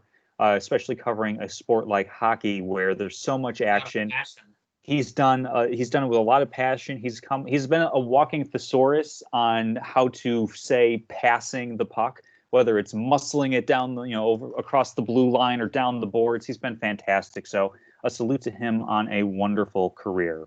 And I followed this on ESPN. A lot of the guys said nothing but the best things about him. I saw something on Twitter, some young journalist posted something, how every time he would enter the room, he would say hello to everyone, whether he knew his name or not. So great hockey announcer and an all-around good mensch.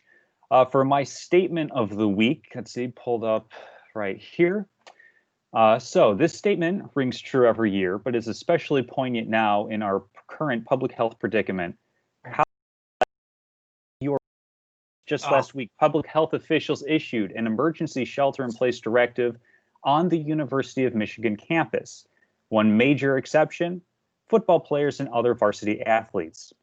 In the moral pretzel that is the ethics of college athletics, playing football has been deemed as essential, whereas other non-revenue campus activities are not worth the health risk. More broadly, we've seen more than 30 games canceled or postponed at the college level, and we're not even out of October yet. And all this would be fine, and I emphasize my air quotes, if the players were properly compensated for their labor. If schools are relying on money from tickets, merchandise, concessions, donors, boosters, and television deals to run their budget, then the players, the ones actually providing that value, should be seeing some cash too. Not just scholarships, cash.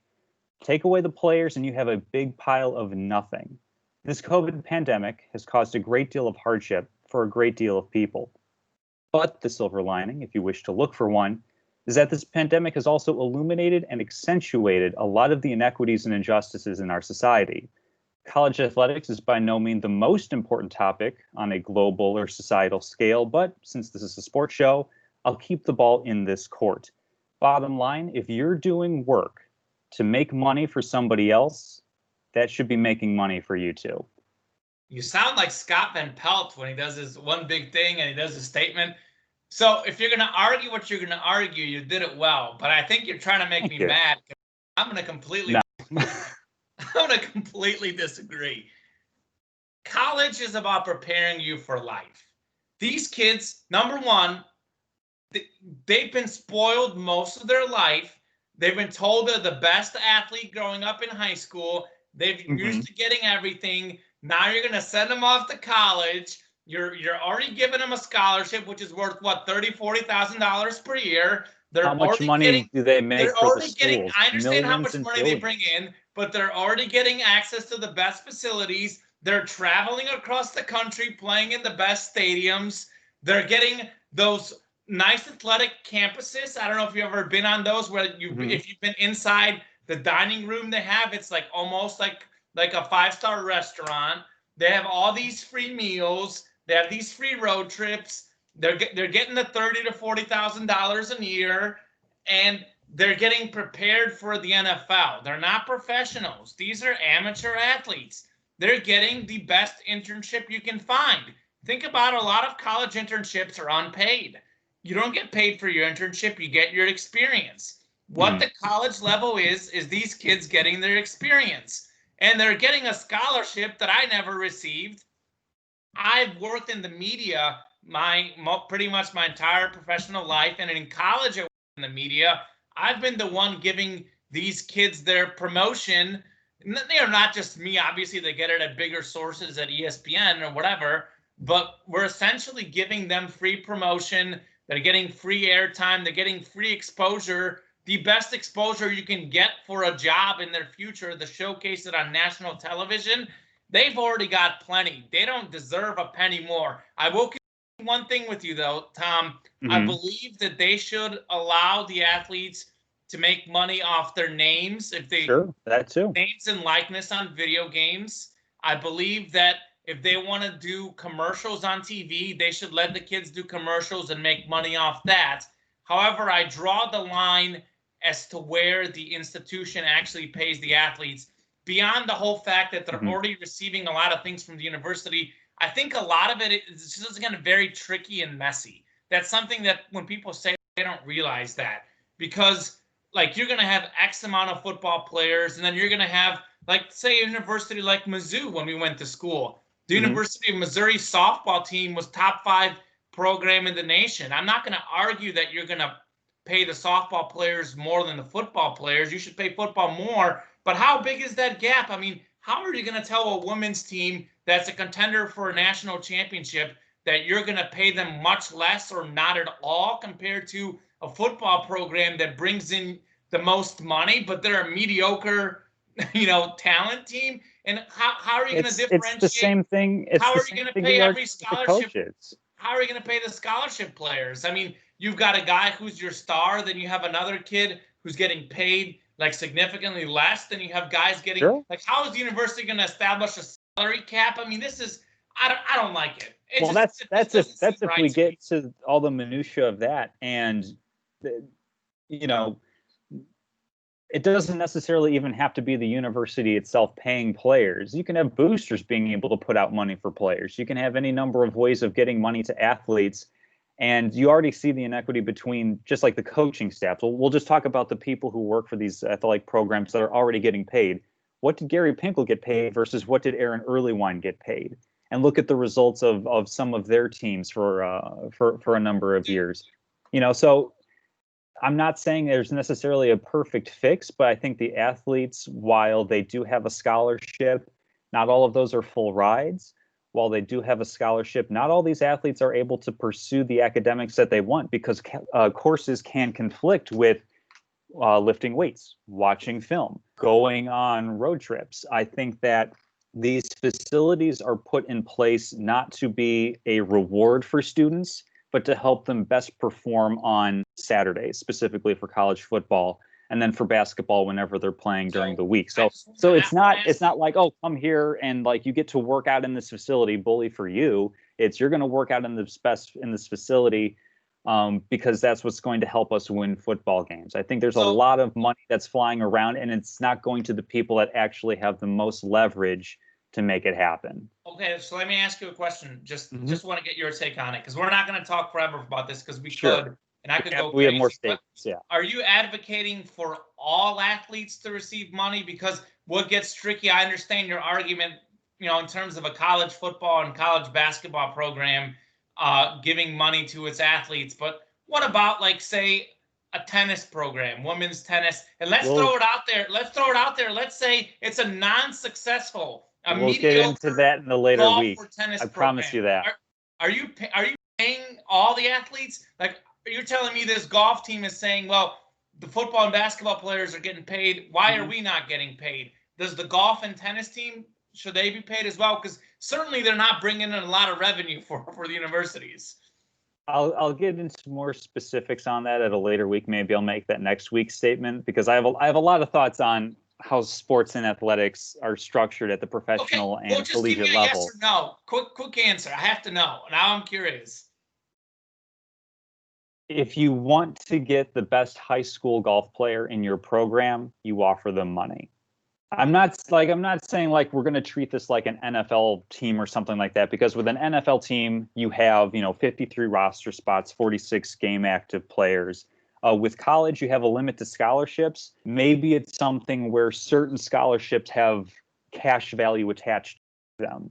Something along those lines. I'm not sure what the answer is, but I know that a solution needs to be put in place so that athletes are being fairly compensated. The easiest way is to allow them to make money off name and likeness, to receive money from boosters, to make endorsement deals. That's the easiest way to do it.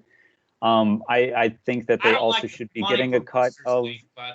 They should be getting a cut of the action somehow, some way. It's going to be difficult to do it across conferences and across state lines.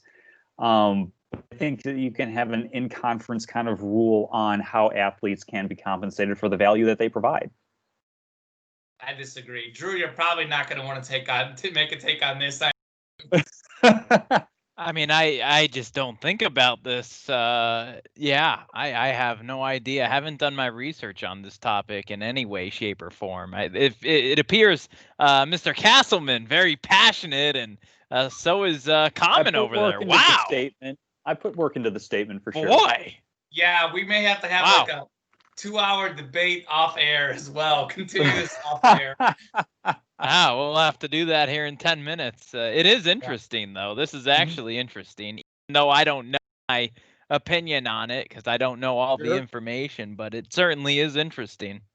And it is complicated. It's one of those things where too. I can see, where you're coming from. That's why I'm willing to concede the names and likeness. I just think it gets really tricky and messy when you have universities handing cash to college students. I think on more of a private basis outside of, commercials and stuff like that, that makes more sense to me. I mean, you have like researchers for medical teams on college campuses where you can both be a student at the medical school and be making money doing that. So I think like there's really no moral issue with it. It's just a matter of, for so long, the money's been held by the people up top under the guise of, you're coming here, you're getting an education, fair is fair. But we've seen the numbers skyrocket as far as ratings go, as far as television deals go.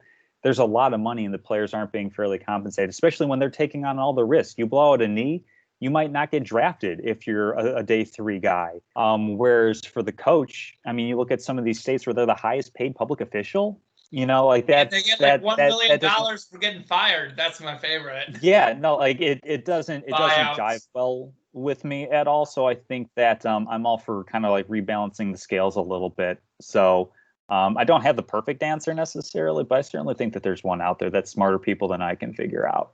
Yeah, you can do a little more research on the economics behind it. But we need to get to your guys' statements as well, because we spent time on this. Well, mine's going back to the college route, but in a more non-controversial, controversial. What? I was going to say, so this is not going to be controversial, but 2020 obviously hasn't been ideal, but with the Big Ten football back, it's awesome them being back. It was a fun first week for the Big Ten. Pac-12 returns next week. Looking forward to that. We get the Pac-12 after dark. Might even stay up for kickoff of those games. But overall, nice to have the Power 5 back and football to watch Saturdays and Sundays. It's really helpful for the mind. And I think anybody who likes sports, it's really come at a good time here in 2020. It's coming at a great time, too, because the NBA season just wrapped up. The MLB getting ready to wrap up. Hockey wrapped up. So we had actually all these sports at once. Tennis season about to wrap up, too. They got the Me Too ATP finals. the top 8 players play each other. You know, I'm a nerd. I'll be watching that. But comes at a great time. Certainly can't disagree with that. Really interesting because, you know, a few months ago, we had about half the conferences, not only the Power 5, but other conferences pull out. And now we've seen, is it all of them or almost all of them have come back? I haven't really tracked it, but like all of a sudden, it's pretty much fully on. And the MAC is coming back. The Power 5 is back. The Power 5 is back, but yeah, I think Ivy League isn't. Say that again, Tom. There's a host of FCS. You know, FCS is playing in the spring. There's a host of D1 single A. Ivy League, I think, is delayed till spring. Is what you mean? FBS, yes, correct. FBS. Is everyone back? Because I think the MAC is coming back too. I believe everyone's the MAC's back soon. Fun belt. Oh, they've been back. But yeah, I think FBS wise, I think almost every team is playing. I think exceptions Ivy League. Like Harvard, they're FCS. Oh. Yeah, Ivy League is FCS. UConn pulled out or something, didn't they? I don't know what happened with that.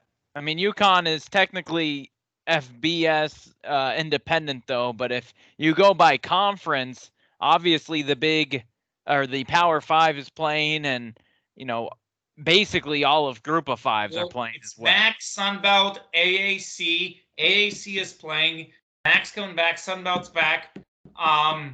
Yeah, Coosa's playing. Mountain West, they're playing, aren't they? They're playing. Yeah, Coosa and Mountain West are playing. So I think you may have a couple independents that aren't playing, like the New Mexico States of the world and UConn. UMass has played a game. I think that's all the independents. So pretty much back. Haven't really played. Put an asterisk. We may be missing a couple, but almost entirely back on the FBS level. Yeah, and I think, you know, teams are, you know, I hope that all the players are following protocols and teams are following protocols to make sure that everybody's doing this as safely as possible. But certainly great to see on the TV. Absolutely. Something else that's been great to see on the TV the last few years is all of the points in the National Football League and just points in general. I love points. It seems like every league is promoting points these days with rule changes, talent evaluation, everything. And I will say this, gone are the days in the National Football League where you can say defense wins championships. I have to break it to you. Offense now wins championships, and I'm all for it. I talked about it a little bit more earlier, but I'm going to give you guys the full breakdown of the last few years. 2018, the top 4 scoring offenses in the NFL were the last 4 teams standing. The Chiefs, the Saints, the Patriots, and the Rams were the 4 highest scoring offenses. They went on to make the Final Four, the Super Bowl, and win it all. 2019, the Chiefs were 2nd in points per game. The 49ers were 3rd in points per game. That was our Super Bowl, with the Chiefs being the better offense, ended up winning the Super Bowl. The 1st in points per game was actually the Ravens, who had the best record in the regular season. So whether it's the regular season or the postseason, we've seen that the teams that score the most win. Now, I'm going to give you defensive stats. 2019, top-ranked scoring defenses. Let me pull this up here. Patriots, Bills, Ravens, Vikings were the top. None of those finals. The Chiefs were down all the way to 10th scoring defense. They won the Super Bowl. The Packers were 12th. The Titans were 11th. Both of those teams made the conference finals. So obviously not a bad defense. You know, you got to be decent to at least win, but all the great offensive teams are the ones that are winning. The great defensive teams are no longer winning. I'll give you the top-ranked offenses in scoring this year. Seattle, Green Bay, Tampa Bay, Tennessee, Kansas City, Pittsburgh, New Orleans, Baltimore. Those are all the Super Bowl contenders right there. All of them are in the top 8 in points per game. It's all about winning. and you win with offense. You look at some of the top defensive teams. Baltimore and LA are first and second, so Baltimore is good on both ends.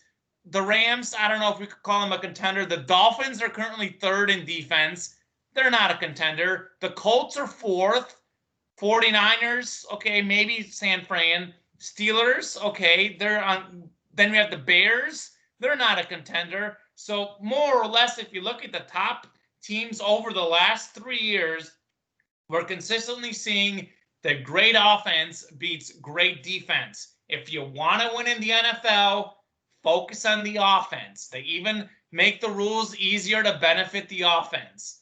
Forget about drafting that star defensive lineman. I mean, I'm saying if you've got an Aaron Donald or a generational player, or your team is already the best offense, like the Chiefs, okay, maybe the Chiefs can take the defensive lineman. But if you're a middle of the pack team without absolutely blaring needs or an absolute generational player, take that first round, focus on the offense. Get your offense, forget about your defense like the Bears need to do. That's why the Bears aren't going to win long term, and they haven't won in 35 years because the Bears are all about the defense. The Chiefs, when we think of the Chiefs, we think of their offense. They're the champs. They're the best team in the NFL. It's all about offense winning championships, and that's how I like to see it. What do you think, Tom? Wow. Okay, then. Do you agree? There's 2 ways to win any game. Can you guess what the 2 ways to win are? Yes. Get less turnovers, which Roethlisberger had 3 interceptions against the Titans, and they still won because of their offense. But go ahead. It's score more points than your opponent or force them to score fewer points than you do. Wow. Where the offense is right now in like NBA, NFL, it's definitely where you need to be having a lot of your talent for sure. Even MLB, the Dodgers are the top scoring offense in the MLB. They're about to win the World Series. We have the Chiefs. You got to score. The Chiefs are the best offense. They won the Super Bowl. They're favorites now. You know, the Lakers were one of the very top offenses in the NBA with LeBron James and Anthony Davis. No matter the sport, you got to score. That's how you win. Bayern Munich in soccer scoring 8 goals against Barcelona. They're winning because of their offense. You name the sport, you win with offense in the modern day games. For sure. Yeah, no, that's definitely the way sports are going now, which is great to see. I'll say from an aesthetic point, I kind of like the idea of the more suffocating style of ground and pound, you know, just kind of like find a way. I find that to be it's this weird sort. I find that to be a more dominant way of winning. When you just force another team to be able to do anything that they want to do, like for whatever reason, that's the more aesthetically pleasing thing. Whether it's a pitcher throwing a great game, whether it's, you know, a defense making goal line stands and turning 7 points, a touchdown into 3 points, a field goal, getting turnovers. That's more the aesthetic I prefer, but for sure you have to be able to put up yards, to put up points, to convert on those opportunities to win games and ultimately championships. Drew, are you an offense versus defense wins championships? And don't give me the, well, you got to be good on both. I know. Here's a scenario. Complete team. But here's a scenario. Particularly has changed. 4th and goal at the 10. You're down by 5. You have Patrick Mahomes. If I'm a defense, what am I going to do? Am I going to blitz? No. Bring the house? Absolutely. See, there's the difference. I'm going to bring the house. I'm going to bring the house and get to him, whereas you're going to sit back in coverage and get beat. I'm going to bring the house every time. So what does that have to do with my argument? And by the way, I don't know. I just knew it was different, so I thought I'd say it. Have proven that Mahomes is great against the blitz. The only way to even have a chance of stopping that offense is to actually drop back in the coverage and put your safeties all the way back there. And now the Chiefs have shown, well, guess what? We're going to run the ball instead. So, and by the way, I have nothing against running. While I like passing, you can certainly put up points with the running game too. Ask the Tennessee Titans. They do it every week with Derrick Henry, except for when they play the Pittsburgh Steelers, the steel curtain, the defense that'll take down the Ravens make the AFC Championship, lose to the Chiefs, and Mahomes and the Chiefs are going to beat the Buccaneers. I mean, I agree with Tom. You force the other team just out of their comfort zone or to play the way you want to play. Sure, but right now we're seeing the best offensive teams on average tend to win compared to when we used to see, you had the Baltimore Ravens in the early 2000s won a Super Bowl with Trent Dilfer as their quarterback. You had the Bears making the Super Bowl with Rex Grossman as their quarterbacks. We will not see that again. You look at in recent memory, every team that's made the Super Bowl has had at least average to above average, most often a talented quarterback. You can't make it alone. Just even the teams that do, I mean, Garoppolo against Mahomes, you saw the difference in that Super Bowl. Mahomes outplayed Garoppolo late in the fourth quarter when it mattered, and the Chiefs offense poured it on late. You can hold them down for 3 quarters, but when you have a great offensive team, you can't do it for 4 quarters because the offense finds a way to beat the defense. In the modern day NFL, we see the same thing in the NBA. We see it in just about every sport. Offense reigns supreme. Except in the Sunday night game. I'm going to be a little bit contrarian. Let's not forget that just 2 Super Bowls ago, we had a score of 13-3 win it. And I thought that was a riveting game, by the way. That was the worst Super Bowl I've ever watched. That was riveting. Well, it depends on what you want out of a Super Bowl. I mean, for me, Seattle beating Denver 43-8, which also started out with a safety, and I can only imagine the bettors that cashed in on that one. The second worst Super Bowl I've ever seen. That wasn't terribly fun to watch. I mean, we've been blessed with really, really close Super Bowls. I mean, looking back over history, there's been a number of years where there have been absolute. In theory, I mean, I guess in theory, the Super Bowl should be close. They should be, but I'm saying I'm looking at stretches where you look at in the 80s, you have San Fran 38-16, Raiders 38, Washington 9. You've got Washington beating Miami by 10. We don't always have close games. San Francisco beating Denver 55-10. We've had a lot of close games, whereas in previous decades, Mahomes drive the Chiefs down to beat the Buccaneers on the last drive. Great offense and great defense are the hallmarks of all champions, obviously, and it makes for great competition, especially now in a parity era of the NFL. So it'll be exciting to see. I mean, it obviously helps to have a great offense and to have a great quarterback, but I would say a lot of these top teams are also well run, right? Sure. I mean, it takes a lot of effort from the coaching staff, from the GM, the owner. Sure. A lot of these teams are also well run, and it's because they're picking the best offense, of course, the Patrick Mahomes of the world, but you also have, decent defenses. It's not. I don't know the numbers, I think you have to have a decent about a championship team, though. You could win with the best defense and a solid offense back in the day. Right now, you have to win with a great offense and a solid defense. You can't win if your offense isn't elite.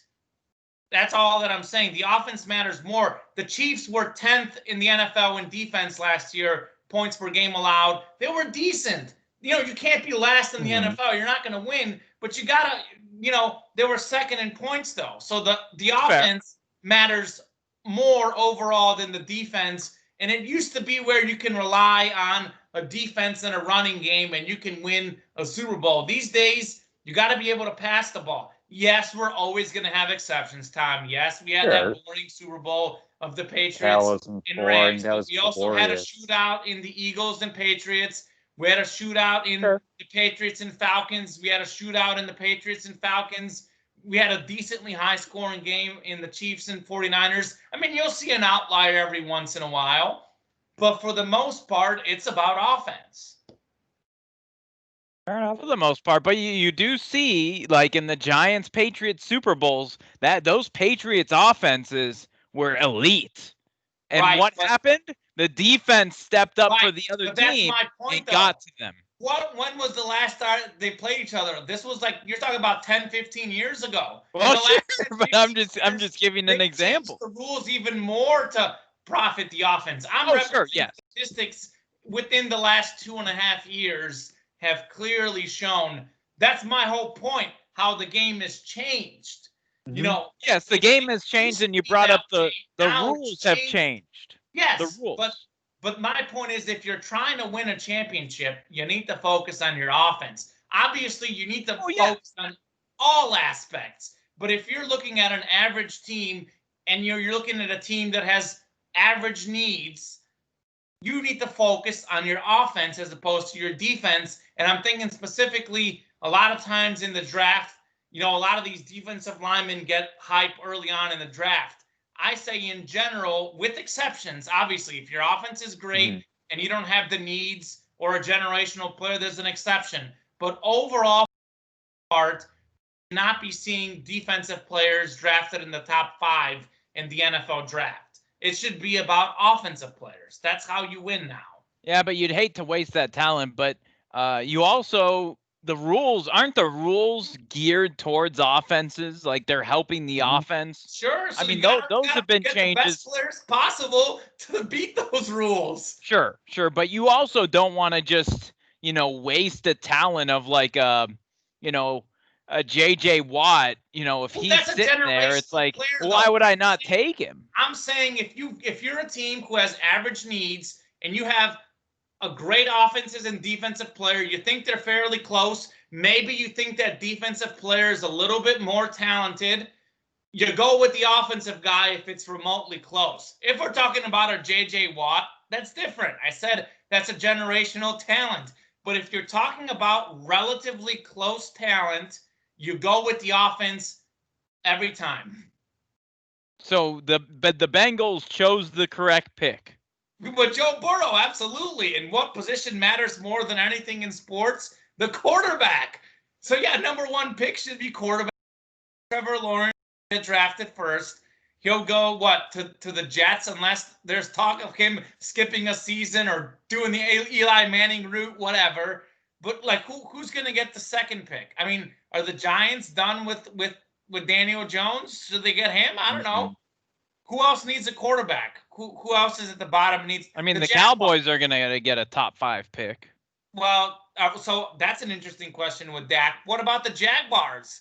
Gardner Minshew? The Jaguars might be getting a quarterback. Sure. I'm just saying. And at what point do you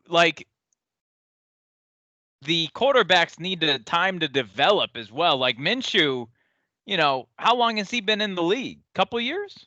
This is his second year.